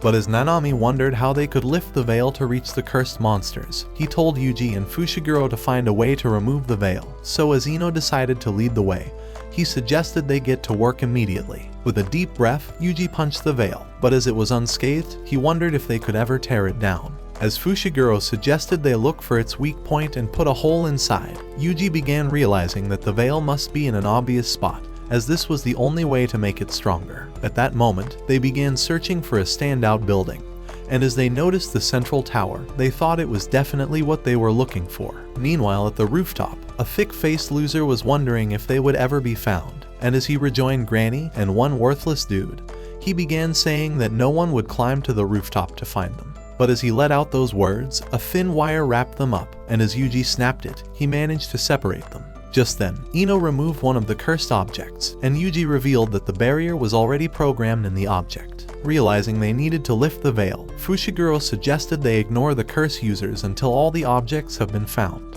However, as Ino realized that 2 more objects needed to be destroyed for the barrier to be torn down, Yuji thought one of the objects was with the thick-faced Fatso, and began running towards him. So as he bound him with thin ropes, he began to pull down from the building, and as he burst through a window, he thought Kimi should have broken every bone in his body from the fall. Back on the rooftop, Ino decided to pull down his ski mask, saying he was ready to earn his spot as a first-grade sorcerer. But as Yuji arrived in the street, Fushiguro began telling him that the man was only playing possum, as his blood should have splattered on the ground from the fall. As he realized his trick has been discovered, Kimi decided to stand, so Fushiguro suggested they get rid of him immediately. Back on the rooftop, Ino had already summoned his cursed energy, and as a stake materialized in his hands, he launched it towards them, but Gimmick dodged it easily. However, as it boomeranged, it pierced through his arm, and Ino thought he could kill both of them without breaking a sweat. As he activated his bubble technique, he began rushing towards them, using the water like it was a surfboard, but Gimmick easily dodged all his strikes. As Ino swept his feet and followed up with a kick,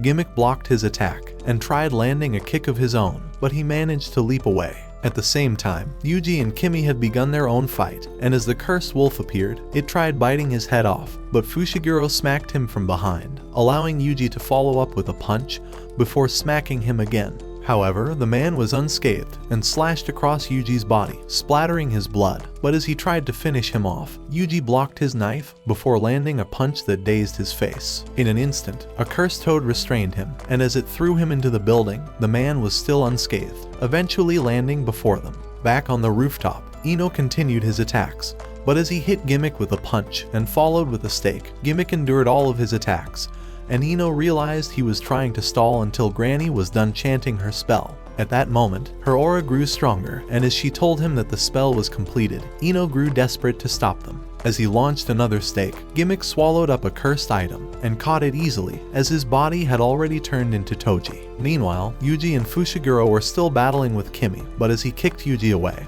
he dodged Fushiguro's blade, nearly taking him down with a kick. But as he managed to hold onto his leg, the back of his weapon sent Kimi into a daze. However, he decided to go on the offense, slashing his knife at Fushiguro, but as he smacked his face, they realized that he didn't get a single scratch. Thinking he could scare him off, Fushiguro began screaming that Gojo would soon arrive, but the man revealed that he already knows that he has been sealed, having heard Yuji scream it from inside the veil. For this reason, all the other curse users were starting to appear, but Fushiguro figured out a plan. As he summoned 1,000 hairs, they began leaping towards Kimi, and as one managed to bash his shoulder, Fushiguro trapped him inside a giant pile of hairs. Dragging Yuji back, he told him that he has discovered his technique, and was ready to create a plan. At the same time, Ino had discovered that Granny was a voodoo sorceress, and that she had managed to turn Gimmick's body through a seance. But as Ino tried casting a spell, Toji flashed to his side, and destroyed his face with a single blow. Without hesitating, he began to deliver a barrage of punches, completely damaging Ino's face. Meanwhile, Kimi was still trapped in the middle of the hairs, but as they vanished, he realized that Yuji and Fushiguro were nowhere in sight.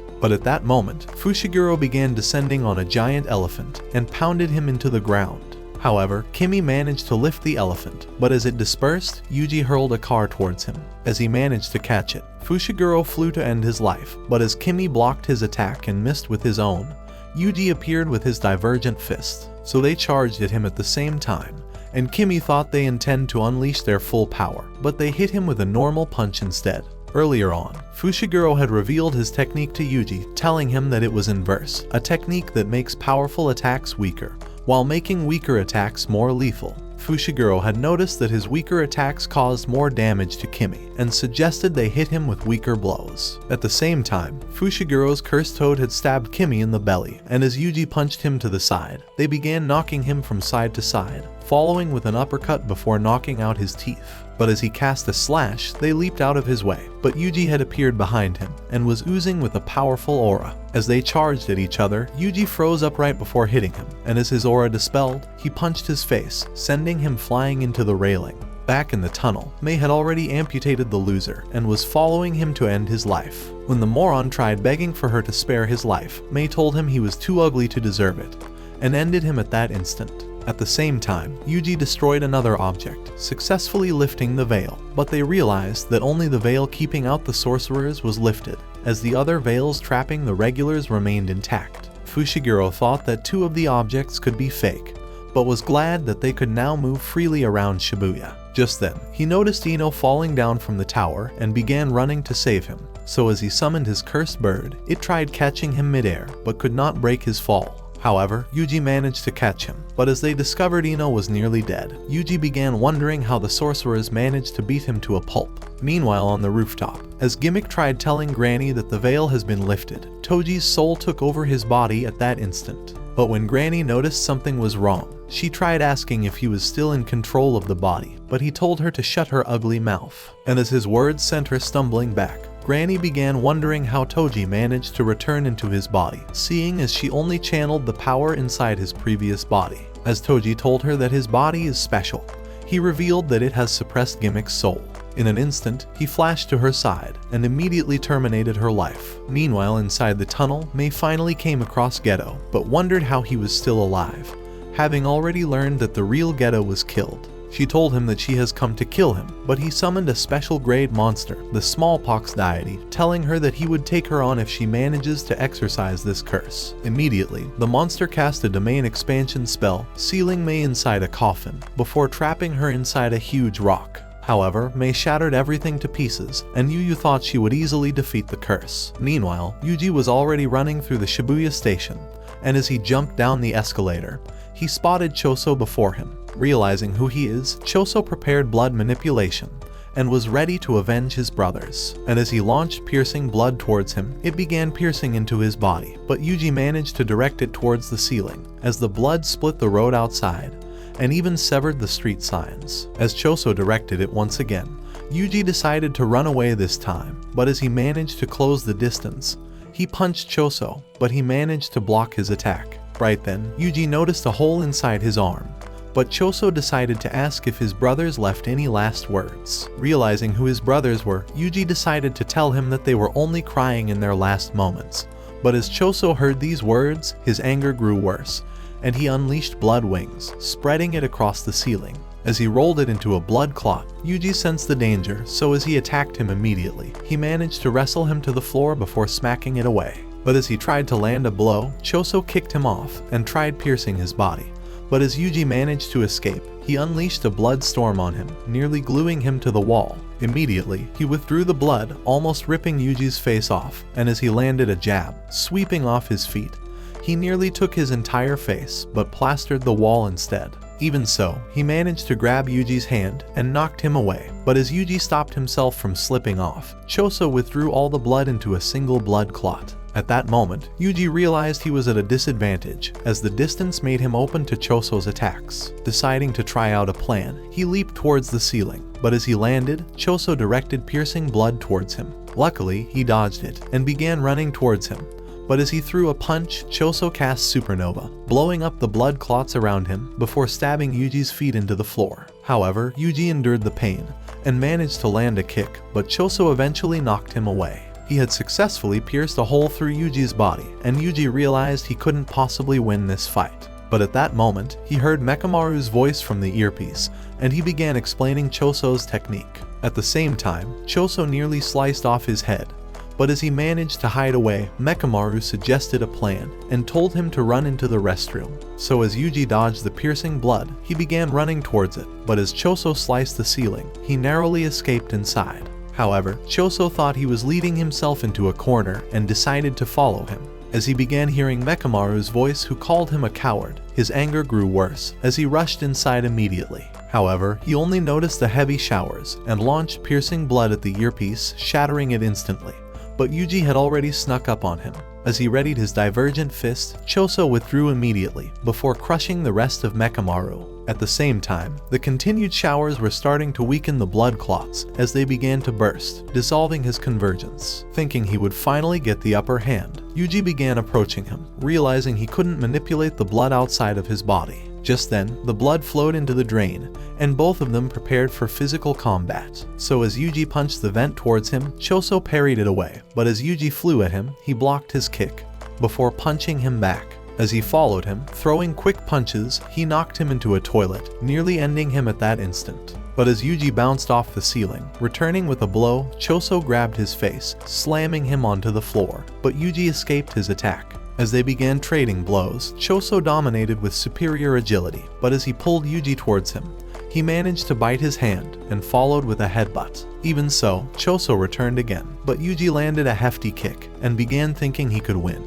But Choso pierced his liver with a blood clot he had managed to preserve. At that moment, Yuji realized he screwed up, having thought that Choso could not use his blood technique inside the showers. However, he managed to regain his balance, and as the memories of his friends began flashing across his mind, he realized they couldn't possibly save Gojo while Choso was still alive, and thought he must kill him at the cost of his own life. Meanwhile, Choso had already lost a couple of teeth from Yuji's attacks, so he began to coagulate his blood, solidifying half of his body at that instant. As they faced off once again, Yuji dodged his blow, nearly kicking his head off at the same time. But as his bloody hand wrecked the restroom, Yuji barely managed to fight him off, and as they bumped fists, his cursed energy burned Choso. However, he launched poison blood, but as Yuji shielded his face, Choso punched him hard into the wall. Growing desperate, Yuji hurled the vent, and as he flipped over him to the other side, he evaded Choso's kick, trying to land his own.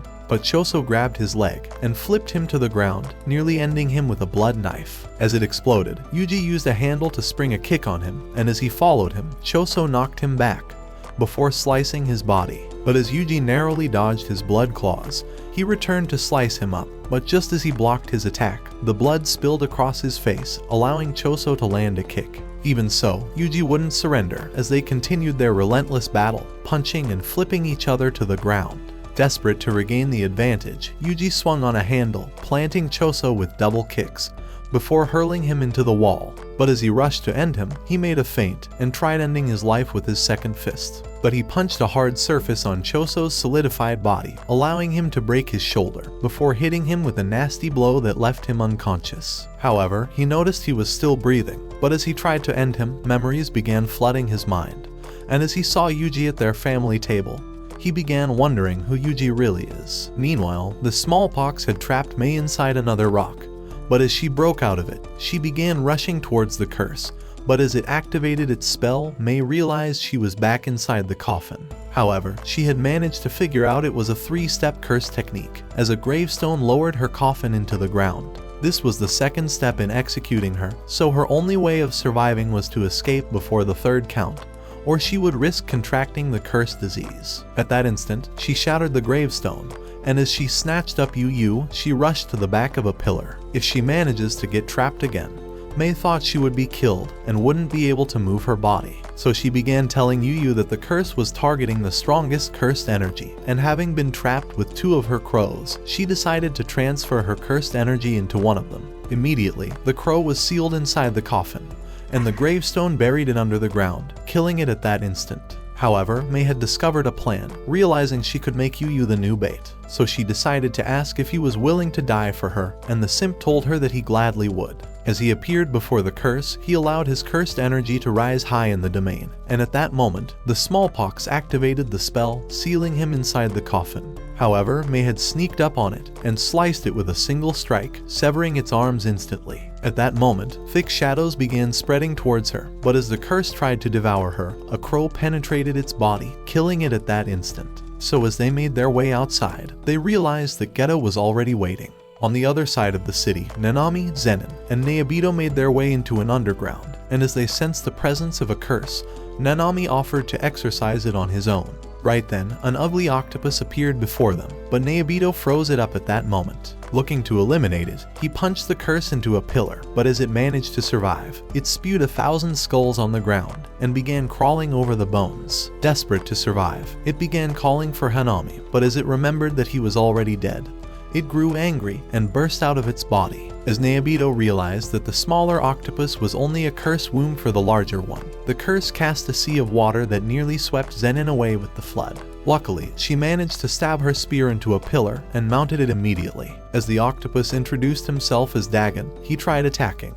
but Nanami knocked him into the water, and as Zenin attacked from his blind side, he caught her spear easily. However, with a single touch, Nayabito froze it in ice, and as he swung it towards the ceiling, Nanami tried exorcising him, but he managed to catch his blade, withdrawing instantly. Realizing the curse didn't even get a scratch, Nanami began thinking he has endless HP. To prove he wasn't afraid of them, Dagon began walking to the center, and Nayabito wondered why they couldn't exorcise this curse. As he realized that Dagon intends to use the water as a shield, he thought he must have hidden techniques he was waiting to use. So to stop him, they decided to charge at the same time, but Dagon launched himself towards the ceiling. However, Nayabito had already anticipated its action and kicked him to the ground before landing a punch. He had realized that Dagon intends to use a special technique and rushed at him again.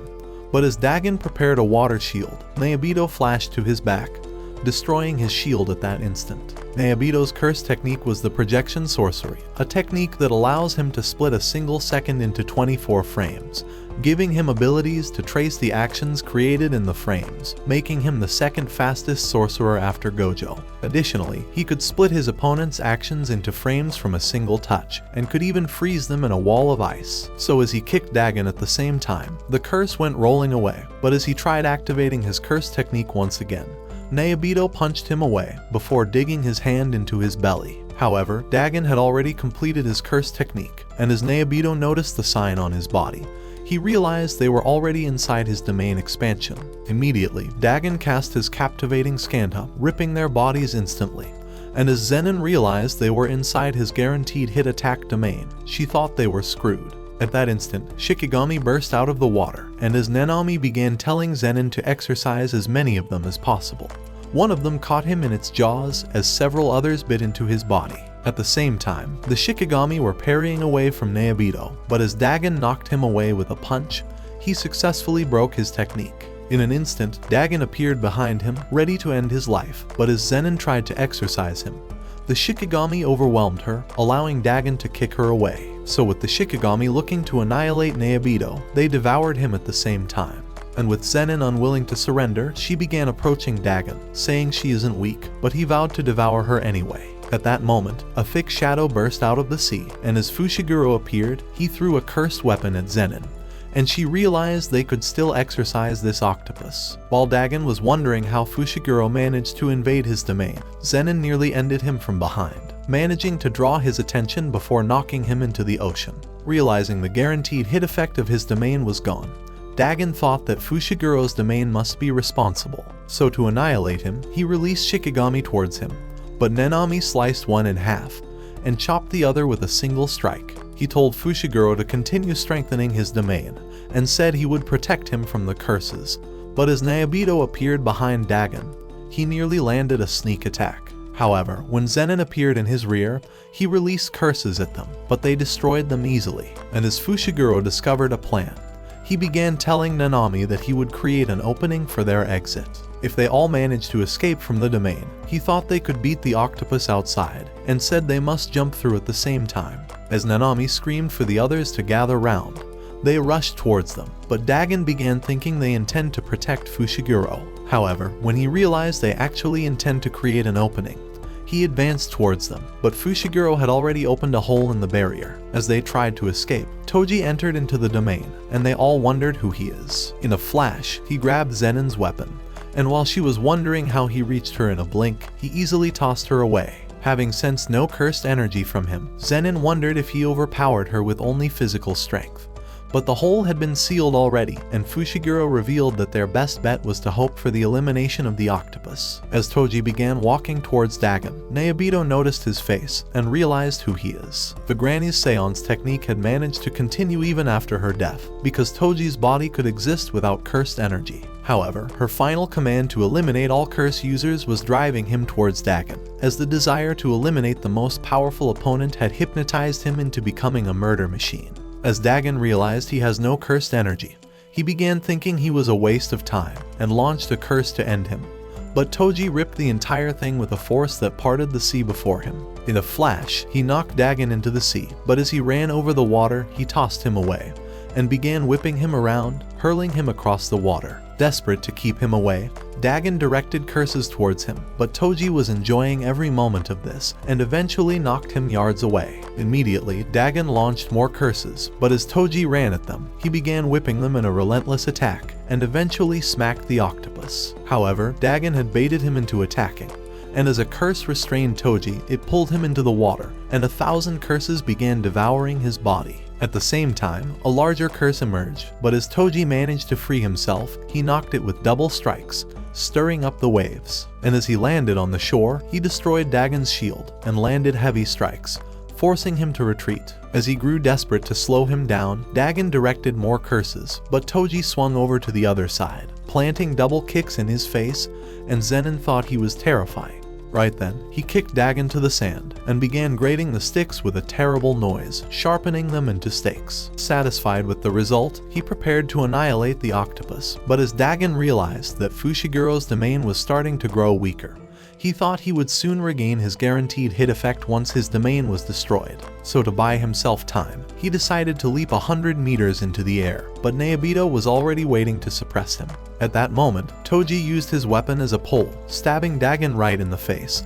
But when he thought he could still survive, Toji began digging into his face, hammering him with relentless strikes until the domain vanished. So with the curse exercised, Nanami and the others began wondering if they were next. But in an instant, Fushiguro was blown out of the window, and as he landed outside, he began wondering what just happened. At the same time, Jogo arrived inside the building, taking the last piece of the octopus before it disintegrated. So as he was ready to avenge him, he flashed towards Nanami, burning him with a single touch, before obliterating Zenin. And as Nayabito darted around with blinding speed, Jogo noticed the pattern of his movement and burned him instantly. Just then, he sensed Sukuna's presence and realized that his fingers were definitely close. On the other side, two useless girls had found Yuji's body, and realizing he was unconscious, they began to feed him Sukuna's fingers, trying to summon the demon. At that moment, Jogo arrived, but when he demanded to know how many fingers they fed him, the girls told him to go to hell. So deciding to send them to hell first, Jogo burned them instantly, but thought he could use the opportunity to his own advantage. He remembered Geto had told him that Yuji would remain in control of his body even after consuming all of Sukuna's 20 fingers. However, he had said the only way Sukuna could have control was if they managed to feed Yuji all the fingers at the same time.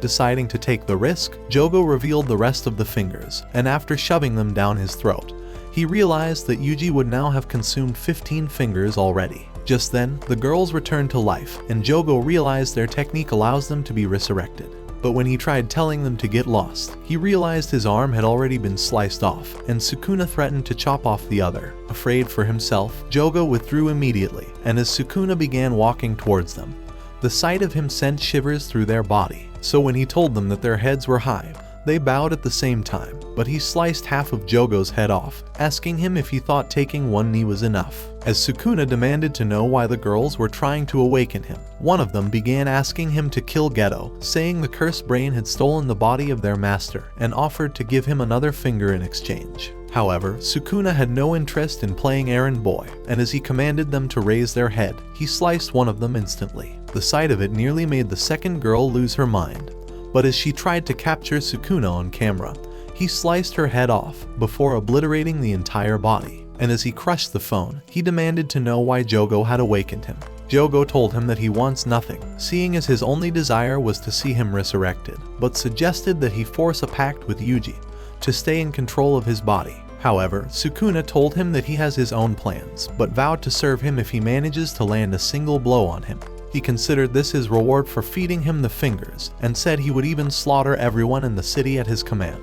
Meanwhile, Fushiguro was still inside the city, but was wondering how Toji was moving so fast without any cursed energy. As he tried to visualize how he could defeat him, he noticed the darkness inside him, and summoned fleeing hairs immediately. He had sensed Sukuna's finger moving inside his body, and began running through the fleeing hairs, but Toji nearly stabbed him out of pure instinct. As Fushiguro managed to escape into an old building, he realized that Toji was already waiting inside. Deciding to fight, he attacked with a flurry of punches, but Toji repelled him easily, pummeling the hairs and countering every single attack before hurling him away. Immediately, 1,000 hairs rushed at him, so he tossed his weapon towards the ceiling, and with a single step, he shattered the ground. At that moment, he began flicking sticks with ultra speed, destroying the hairs within seconds. And as he continued beating Fushiguro, he kicked him into a car and nearly crushed him with a truck, but he managed to escape. Desperate to survive, Fushiguro began climbing towards a rooftop,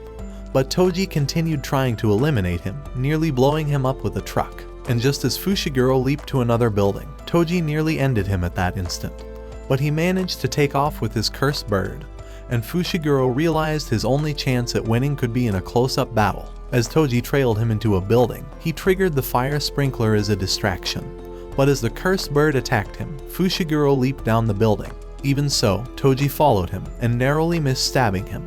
But as the cursed toad already pulled him away, Fushiguro realized he needed to time his attack perfectly. So as Toji flashed towards him with the stake, he managed to dodge it. But as he tried to end him, he withdrew instantly, and Fushiguro realized he just lost his chance. But at that moment, memories began returning into Toji's mind, and as he asked for Fushiguro's name, he realized that he's actually his son, and ended himself at that instant. However, when Fushiguro hurried to check the body, he realized he had turned back into Gimmick and wondered what the hell was happening. Just then, he noticed his injury and began to walk away, hoping to get help, but a loser slashed him from behind, and he realized he was Haruda. But as the lights went out at that instant, an explosion went off in a building. Earlier on, when Sukuna had challenged Jogo to a fight, he had accepted the challenge. But as he tried launching a flame, his hands sliced up into pieces, and Sukuna hurled him into a building. However, his arms regenerated, and he began shooting flames, looking to obliterate Sukuna. But as he casually strolled through a corridor, he evaded the fires, but as Jogo met him outside, trying to fry his face, Sukuna severed his hands. And as he grew desperate, Jogo unleashed fire from his volcano, but Sukuna hurled him into the city below, sending him crashing through the buildings, before planting him into the ground. In his haze, Jogo remembered that Geto had told him that he was nearly half as strong as Sukuna, so he decided to unleash lava out of the ground, destroying everything in a sea of fire. As Sukuna sliced up the center, easily dodging all his desperate attacks, the city began to sink into burning lava, but Sukuna evaded every single attack. As Jogo tried to use 80% of his energy by grabbing the buildings to crush Sukuna inside, he sliced through them and came out like a god, before flashing to a place where Jogo couldn't even locate him. At that instant, he knocked Jogo into the building, bashing him like trash, and Jogo realized he never stood a chance in this fight. Even so, Sukuna wasn't done and shoved his face down 300 floors, completely fracturing his jaw. With the moonlight shining down on them, he told Jogo that he looks pathetic, and began taunting him to try even harder. But at the same time, Kabe had sensed the impending chaos, and began suggesting they run away. With the curse users trying to stop them, a tower exploded at that instant, and as Jogo rolled up a giant fireball, it sucked up everything in sight, turning into a flaming meteor, and followed Sukuna through the city. At the same time, Kabe slayed the curse users while they were distracted. But as they tried to escape, Sukuna appeared at that instant, commanding them to hold still. With the flaming meteor descending further towards them, he threatened to kill anyone who moved. But just as it nearly fell, they vanished as he clapped, and the entire place was consumed in a giant flaming ball. With a stream of lava covering up several blocks, Jogo began saying that Sukuna could not have possibly escaped unscathed.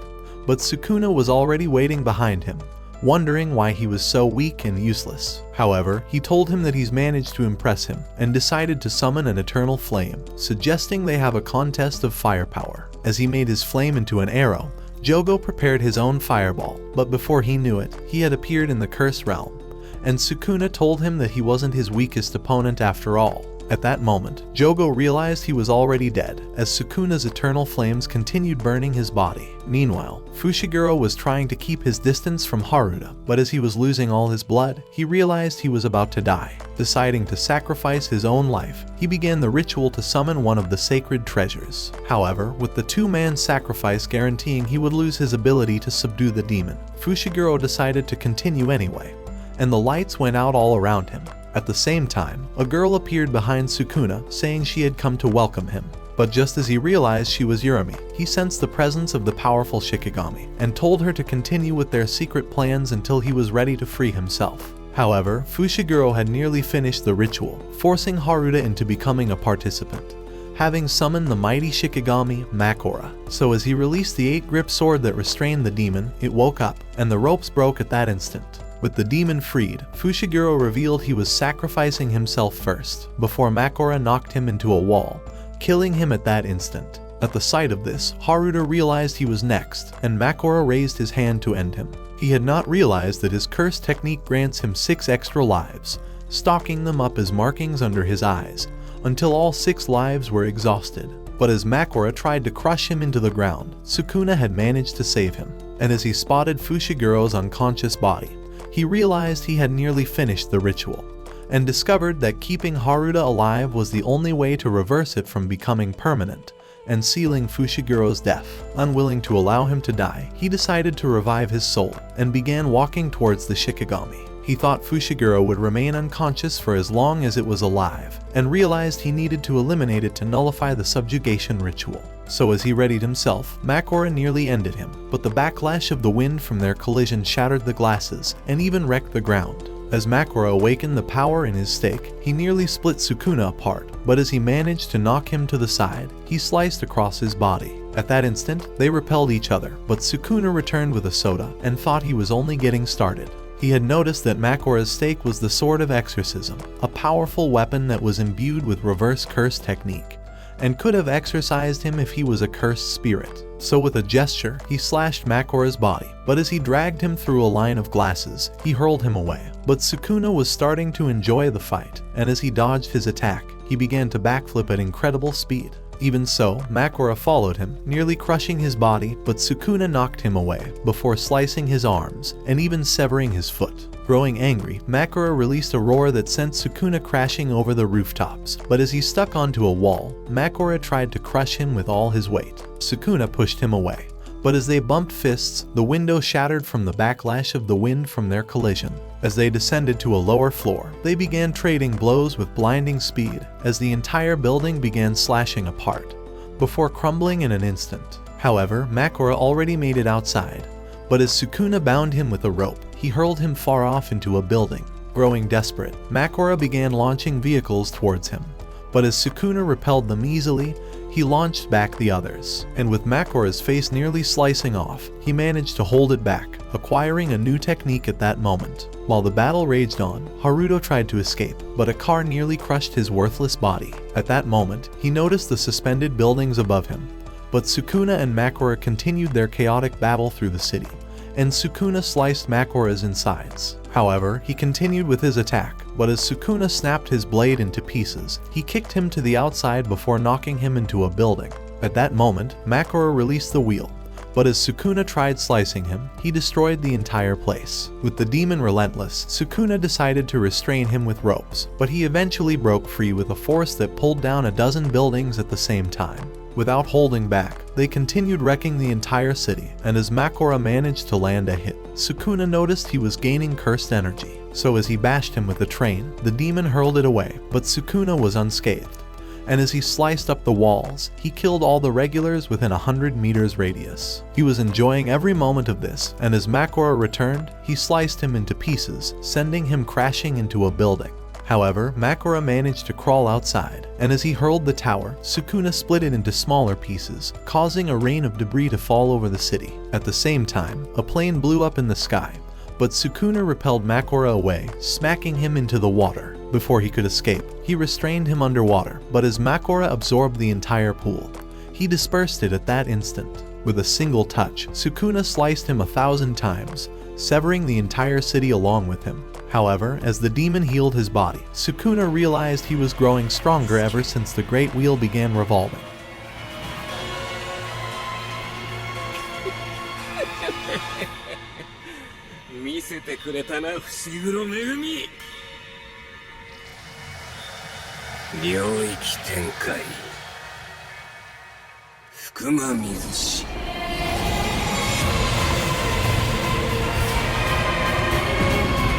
Sukuna's domain was unlike others, in that it does not cut out a separate space with a barrier, but was like painting a picture in the air without a canvas. It was truly a divine feat, and with a pack that allowed anyone to escape. It had an effective hit range of 200 meters, although he had lowered it to 140 meters to save Fushiguro from its effects. At that instant, he sliced Makora away with his first technique, Fillet, which cuts everything with cursed energy away. However, he then unleashed Dissect, a slicing technique that annihilates all things without cursed energy, killing everyone hiding inside the tunnels. However, as Makora was close to finishing its regeneration, it was about to become even stronger than Sukuna's current form.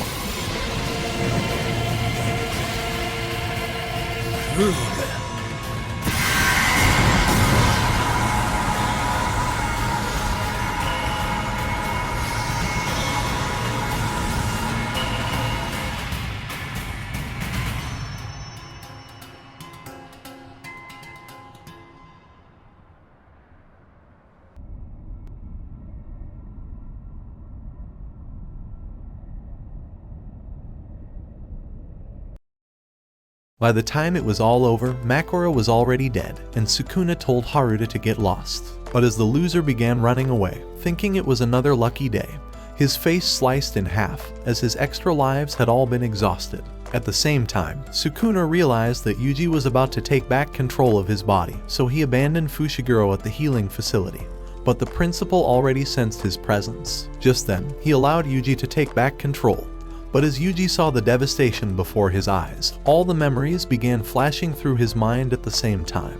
However, he was determined to move forward, or he would be nothing but a murderer. Meanwhile, Nanami was wandering through a corridor, having managed to survive Jogo's attack.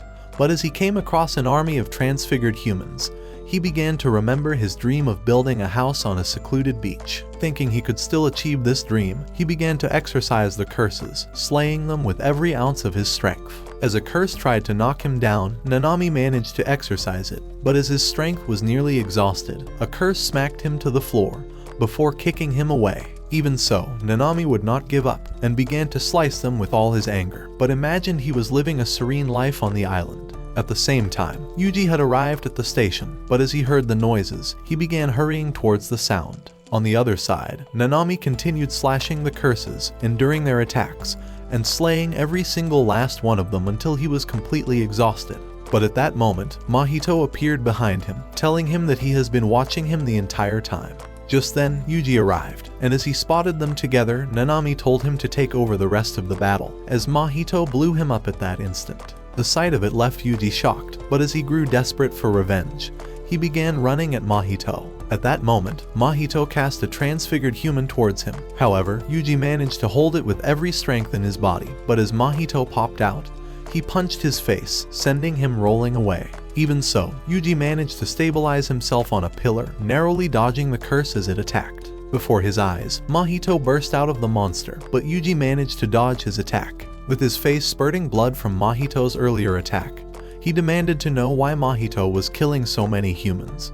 But Mahito told him that they are actually the same, and said that Yuji could never beat him until he accepts this. Unwilling to do so, Yuji decided to awaken his divergent fists, but with a touch, Mahito forced cursed hands out of the monster as it began pushing against the wall, narrowing the space on them. But they began walking towards each other, with Mahito summoning his cursed energy, until they were eventually narrowed into the corner. Thinking Yuji was trapped, Mahito tried blasting him. But as he realized he had vanished, Yuji bashed his face, and as he stamped on him, he kicked the curse all the way back. At that instant, sharp blades sliced towards him, but Yuji landed double blows on the monster, managing to create enough space to dodge the blades. With his divergent fist, he landed another blow that made the curse recoil, but as he dodged sharp spikes, Mahito tried to stamp on him. Luckily, Yuji managed to evade it, but as he stamped him again, Mahito caught his foot. But when his punch missed, Yuji used his own momentum to bash his face into the ground, severing his hand instantly. However, the curse continued closing in on them, so Yuji punched his way through its belly. But as he walked out like a Giga Chad, Mahito said it was only a warm-up and suggested they start round 2. As he began launching smaller curses at Yuji, he continued chasing him as he ran, putting holes into the wall. With an inflated leg, he began trying to crush Yuji, but as he managed to evade it, he hurled a case towards Mahito, but the menace sliced it easily. However, Yuji had already entered an elevator, but as it began ascending towards the top, Yuji prepared his divergent fists, ready for the next attack. At that instant, the roof exploded, but Yuji managed to land a punch, and as the lines snapped, the lift began sliding down. When Mahito landed inside, Yuji was already waiting at the top, but Mahito dodged his blow, pulling him close for a kiss, before stabbing the wall behind him. Without hesitating, Yuji knocked him back with a blow, following with another attack. But Mahito opened his own belly to avoid his punch. Immediately, he sliced the last line, sending the lift sliding down.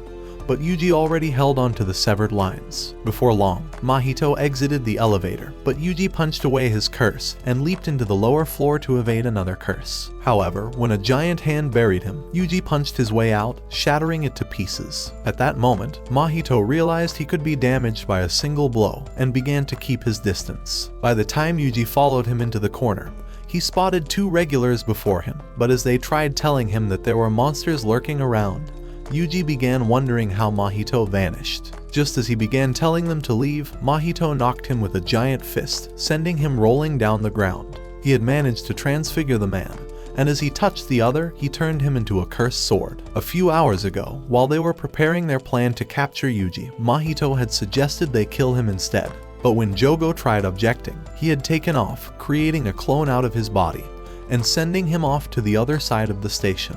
At the same time, Mahito's clone had come across Kujisaki, but as she prepared to exorcise him, she launched cursed nails to the sign above him. And just as it fell, she kicked the nails into his face, snapping her fingers to activate the technique. However, as the dust cleared, she realized that Mahito was still alive, and as he revealed that her nails could not exorcise him, he thought that showing her corpse to Yuji would definitely break his soul. Inside the station, Mahito continued killing the regulars, but as Yuji rushed to stop him, he knocked him aside, sending him rolling down the floor. As he rushed towards Yuji, a regular transformed into a curse before him, blowing up at that instant.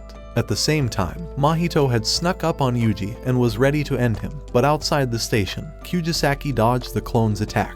As she launched nails towards him, he dodged them easily and began trying to crush her with his extended arms. But as she managed to dodge his attack, she nailed him right in the face, but he blocked her next attack and extended his arms to destroy the rooftop. However, Kujisaki was unscathed, and as Mahito extended his arm towards her, she dodged, leaping back immediately. At that moment, Mahito realized she must have discovered his curse technique, so as he charged at her, dodging her cursed nails, he hurled signs towards her, but she destroyed them and managed to leap away from him. Even so, he continued with his attack, eventually piercing her arm. But as she smashed the spike, Mahito flashed towards her, slashing her body at that instant. Thinking she couldn't beat him, Mahito began telling her that her cursed nails couldn't exorcise him. But as she ran over a roof, she hurled nails on the floor, and leaping down, she activated Hairpin, piercing Mahito's body at that instant. Before he knew it, she landed on top of his body, and as she pierced him with another nail, she activated Resonance, damaging the real Mahito at that moment. As Yuji noticed the technique, he realized that Kujisaki must have been responsible for the damage. But outside the station, Mahito's clone realized that Kujisaki was also his natural enemy who could successfully damage his soul, and even Kujisaki had discovered that he was a double, having sensed her cursed energy inside another cursed spirit. At the same time, Yuji punched Mahito away, and followed up with continued strikes, knocking him around without the slightest break to catch his breath, and as he smacked him into a pillar, he kicked him far off into another. Without hesitating, he hit him with Black Flash, and Yuji thought he could really end him, so he landed another. He was glad to have some support, and continued bashing Mahito into the pillar, looking to end him right here. Meanwhile outside, Kyujisaki was ready to end the clone, but as he realized he doesn't stand a chance with her, he began running away. So to end him anyway, Kyujisaki ran after him, thinking he intends to kill other people. But as he leaped into the underground, she thought she would easily end him there. Meanwhile, Mahito had split himself into smaller curses to evade Yuji's blow. But as Yuji wondered which of the curses was his true soul, he noticed the one with cursed energy and crushed it at an instant. However, Mahito had intentionally tricked him. But both Mahitos were already drawing closer to each other, and just as Yuji spotted both of them, he thought they intend to merge. But as they ran past each other, Yuji noticed Kyujisaki ahead. Realizing Mahito intends to attack her, he screamed at her to run away, but Mahito touched her face before she knew it, and Yuji bashed the clone into the wall. Immediately, he rushed to her, but she already realized her life was over.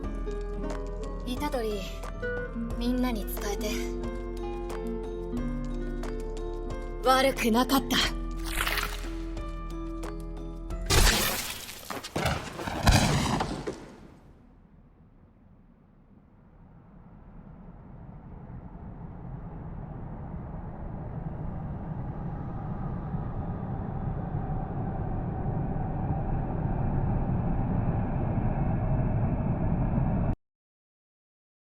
At the sight of this, Yuji was completely disoriented, and as the pain nearly made him cry, Mahito began charging at him, thinking his plan was genius, and punched him with black flash, nearly rupturing his insides. And as he pulled him back, Mahito flung him into the wall, before hurling him into a pillar, saying that he would never be defeated easily. But as he turned his arm into a cleaver and tried to end him, Yuji vanished at the sound of a clap, and Todo appeared at that moment. Just then, he began screaming at Yuji to get up, saying that the war was only just starting.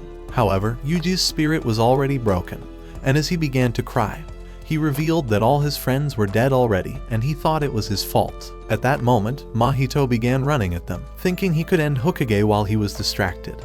But as Hokage teleported at that instant, Mahito returned to slay Yuji, but he teleported away, and before he knew it, Todo knocked him with a kick, but switched Hokage with a clap before he crashed into him. As Mahito thought his technique was impressive, Todo began telling Yuji to man up, saying that they are jujitsu sorcerers, and that they must continue to live for their comrades. For this reason, he said they must continue fighting, and said this was their punishment for being sorcerers. Just then, Hokage applied his healing technique on Yuji, saying that all his previous injuries would not worsen, and that all the pains have been taken away. However, all new injuries would not be healed, and Hokage told him that he's applied the same technique to Kyujisaki, hoping she would survive. These words ignited Yuji's soul, but Hokage began hurrying away, saying that he would carry her away to the healing facility. At the same time, Todo began running towards Mahito, and as he dodged his attack, he kicked his midsection. But as Mahito returned, Todo repelled all his attacks, clapping each time to switch positions. But as Mahito transformed his body into a cutter, he destroyed the roof and managed to evade Todo's punch. With a clap, Todo teleported behind him. But as Mahito thought he would capture him, he teleported again. At that instant, a curse nearly pierced his body, but as Todo managed to dodge it, Mahito hoped he would teleport again. But as Yuji appeared before his eyes, he landed a black flash, looking to avenge Nanami. However, Mahito managed to survive, but Todo and Yuji decided to team up. As Mahito rushed in with a hammer, knocking them away, Todo switched with Yuji. But as Yuji launched towards him, the impact of his landing destroyed the entire ground, but he followed Mahito into the underground. As Mahito began running in the shadows, zigzagging through the pillars, he split himself into two, but Todo teleported him with a clap. So as they fought him at the same time, each unable to land any attacks on the other, Mahito released huge curses on them. However, as they managed to evade them, Mahito began wondering if he could kill both of them. Realizing Todo was stronger, Mahito thought he should be eliminated first. And as he summoned a huge curse that rushed at them, they began running down the rail track. But another curse appeared before them, so Todo teleported them off the track. So as they spotted Mahito, Yuji hurled a rock towards him.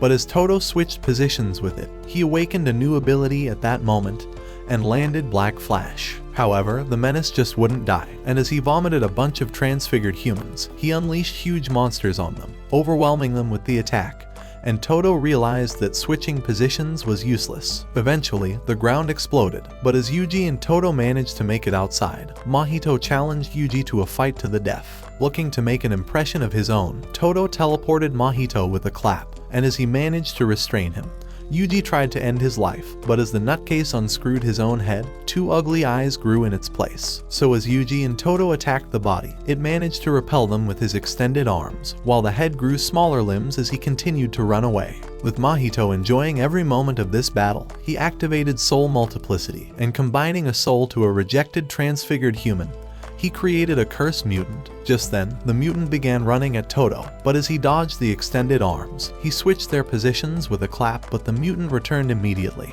Thinking Mahito's body holds the most power, Todo clapped to switch the body with Mahito's new form. So as Yuji punched him away, he continued hammering him with blows. At the same time, the curse attacked Todo, but as he thought it was a weak monster, he tried to end it with a single blow, but it dodged his attack and bashed him in the face. As the sight made Yuji lose focus, Mahito punched him away, but as the curse hit Todo's midsection, it bashed him into the far wall, sending him crashing down the other side.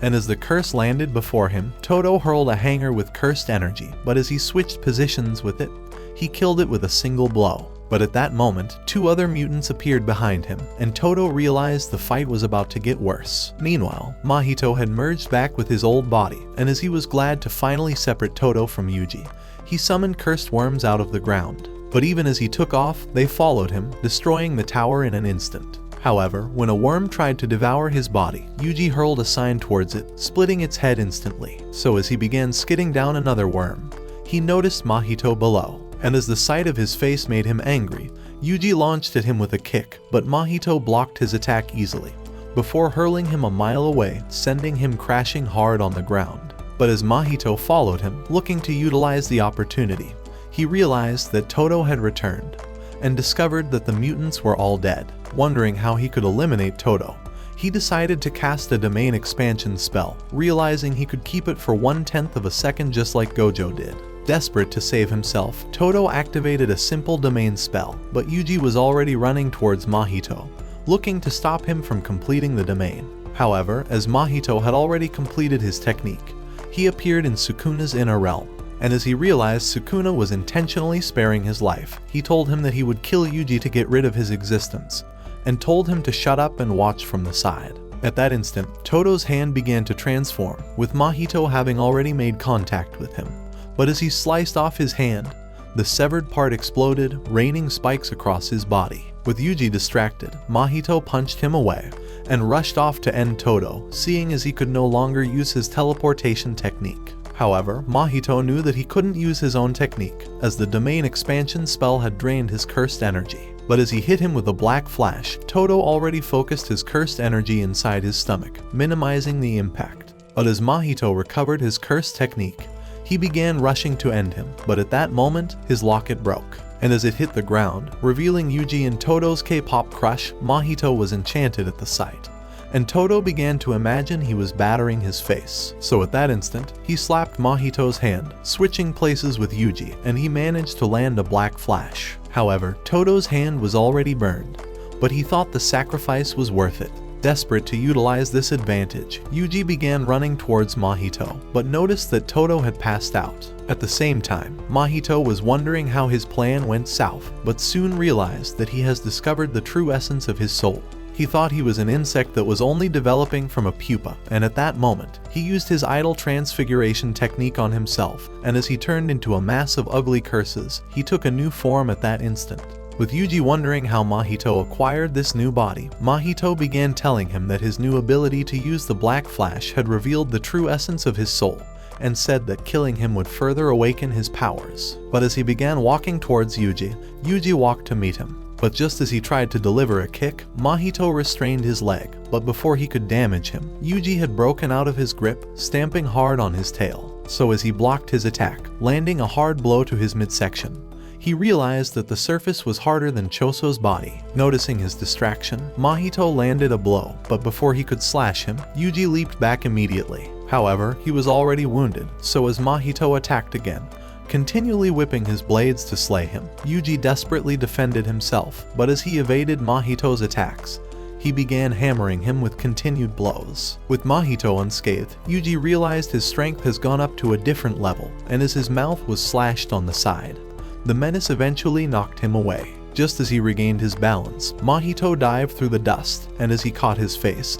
he planted him hard into the ground, and the impact caused an earthquake. So as they fell into the sewers, Yuji realized that his best hope at defeating Mahito was to land a black flash, but as his body had grown too weak, his knee buckled. At the sight of this, Mahito thought it was over for him, but when he tried to attack, his body gave out at that moment, having been damaged by the earlier black flash. Right then, Yuji began striking his knee, desperate to bring back feeling into it. And as Mahito realized their energy was down to the last bank, he stamped on the water, causing a huge flood to nearly sweep Yuji away. But as he drew cursed energy across his body, successfully repelling the water, Mahito tried to eliminate him. Luckily, Yuji managed to dodge it, but as he prepared his own attack, Mahito launched himself away. So he began flashing across the sewers, but as he tried attacking Yuji from the rear, he noticed his presence and directed his blow towards his face. Just as the scales peeled off, he made contact with his arm, but as Mahito thought he could still eliminate him, Yuji released the black flash, nearly blasting him away. As Mahito tried to recover, Todo appeared on the edge, successfully distracting him,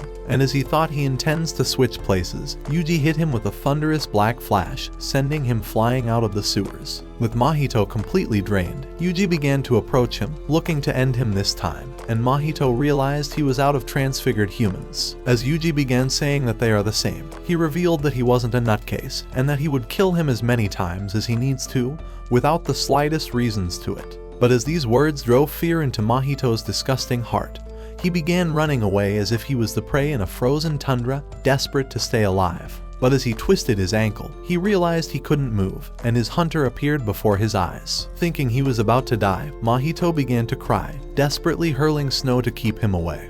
But as the mud slapped his face, he stared back at his soul before smashing the ice under him and kicking him away. Even so, Mahito remained desperate to live and began dragging himself over the snow. But as Geto appeared before his eyes, they snapped back to reality, and Mahito realized his savior has arrived. Meanwhile, Choso was still seeing Yuji in his dreams, and continued wondering who he is. He thought seeing him once again would give him an answer, and hoped it would help him to discover more of himself. At the same time, Geto decided to abandon Mahito, but as Yuji began running towards them, hoping to free Gojo from his prison, Geto released a cursed monster into the ground. And at that instant, Yuji fell into its gaping mouth, but as he thought he was about to be swallowed, he fell back on the ground. With Yuji confused as to what happened, Geto began telling him that he can control first-grade cursed spirits, and said he has an endless number of curses at his disposal that he could easily use in toying with Yuji. So as Yuji rushed towards him, he released another curse, but as he leaped over it, ready to hit him with black flash, Geto repelled him with cursed centipedes, and they began to devour his body. Thinking he was distracted, Mahito tried to touch Geto, but he moved away at that instant. And as Mahito realized it was over for him, Geto began to absorb him into an orb. Realizing it was the end, Mahito fought desperately to escape, but was eventually swallowed up. With Yuji in shock at the sight, Geto began telling him that his curse technique was Uzumaki, the supreme art of cursed spirit manipulation, which combines the absorbed cursed spirit into him, allowing him to harness the curse's technique. And just as he let out those words, he swallowed up the orb, but soon spotted Momo above him. At the same time, Noritoshi noticed her signal and launched cursed arrows towards Geto, but he wasn't even scratched. So as he began evading more attacks, he blocked a cursed bullet at the same time. But as Kasumi appeared behind him, looking to send him off to Nirvana, she swung her blade for a quick draw, but Geto caught it easily. Before her eyes, he snapped it in half and activated his Uzumaki technique, summoning a deformed Mahito. At that moment, the curse began extending towards Kasumi, but as it nearly made contact with her, the entire ground was slashed at that instant as Kasake managed to save her. Just then, Panda and Noritoshi arrived, and as they realized Yuji was back in control of his body, they began wondering how they could snatch the prison realm from Geto. At the same time, Choso had arrived, and as his heart began to pound in his chest, He remembered his family's history, because after his mother got impregnated by a cursed spirit, a certain man had abducted her, realizing she was special, and used her as an experiment for making cursed babies. At that moment, he realized the cursed brain that has taken over Geto's body was that man, and that his name was actually Kenjaku. But at this revelation, everyone realized that Kenjaku was a 150-year-old sorcerer who was forever known as the worst sorcerer in history. With Choso growing angry, he began threatening to kill him for trying to make him eliminate Yuji. However, as Urame appeared before him, he told him to step back, but Choso was determined to get his revenge. The side effect of his blood technique was the ability to sense the death of his brothers no matter the distance. And the same way he had sensed the death of his cursed brothers when they were killed, he had sensed Yuji's death in the final moments of their battle. For this reason, he was certain that Yuji was his brother, and as he was ready to exterminate both of them, he prepared his blood manipulation technique. Compressing the blood's pressure, he launched it towards Urame, but as he managed to shield it, Choso tried slashing them at that instant. But just as Kenjaku evaded it, Choso sliced the ground around him, so Kenjaku raised it 1,000 feet towards the sky. Unwilling to allow him to escape, Choso perched on it, destroying all the edges, and as Kenjaku took off towards the sky, Choso launched piercing blood, but he managed to evade it, using his cursed monster to move far away. But as he released a curse towards him, Choso managed to split it apart, but Kenjaku continued dodging his attack. Noticing his smirk, Choso summoned Blood Rain, but Kenjaku nearly crashed into him. As Choso prepared for a fight, Kenjaku materialized behind him, knocking him back with a blow, and a curse punched him off the giant pillar. However, Choso managed to use his blood clot as a rocket launcher and returned back to the top.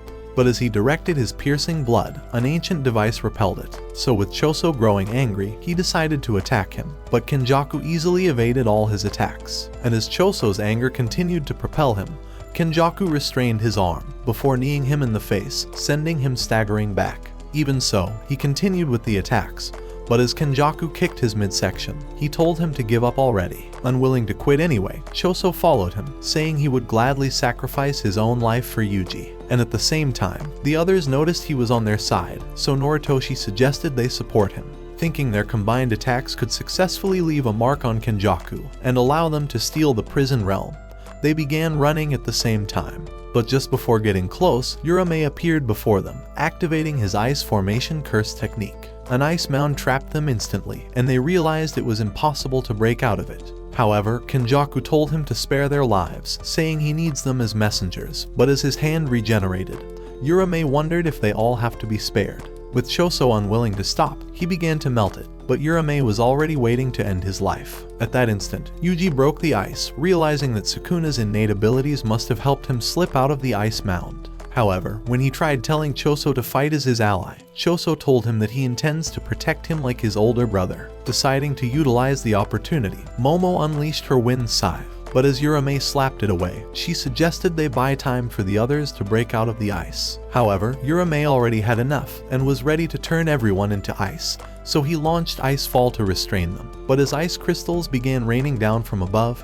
Yuji thought his end was near. Luckily, Yuki appeared at that moment, saving him from getting isekai'd. She was Geto and Gojo's old friend, the last special grade sorcerer in the world, and as she remembered their last conversation, she decided to ask what kind of girl he likes. As she reminded him that their original intention was to advance humanity to the point of never needing cursed energy, Kenjaku told her that his plans changed already, and that his new desire was to optimize cursed energy. However, she had already realized he wasn't Geto, and began saying that she discovered a fault in his plan.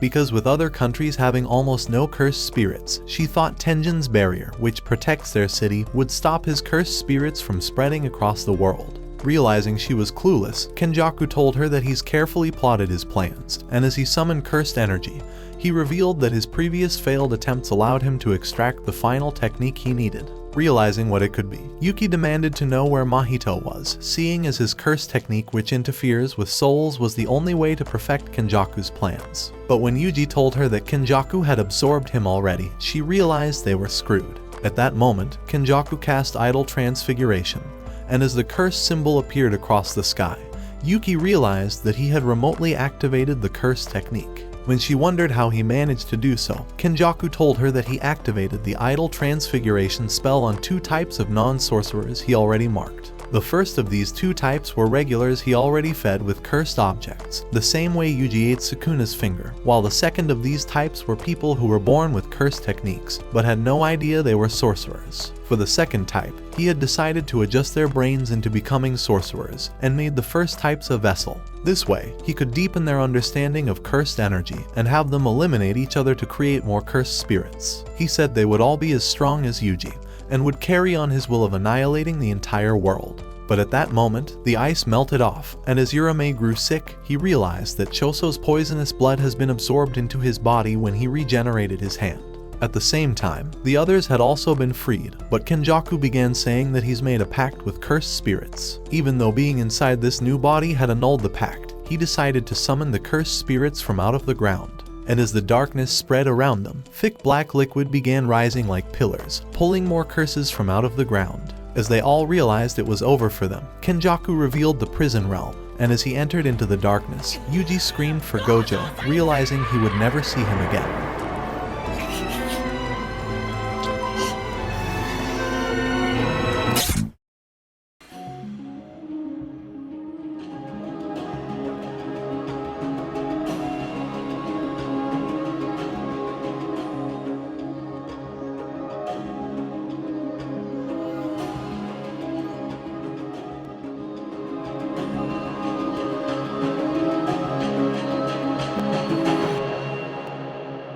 虎杖裕二は僕も殺します。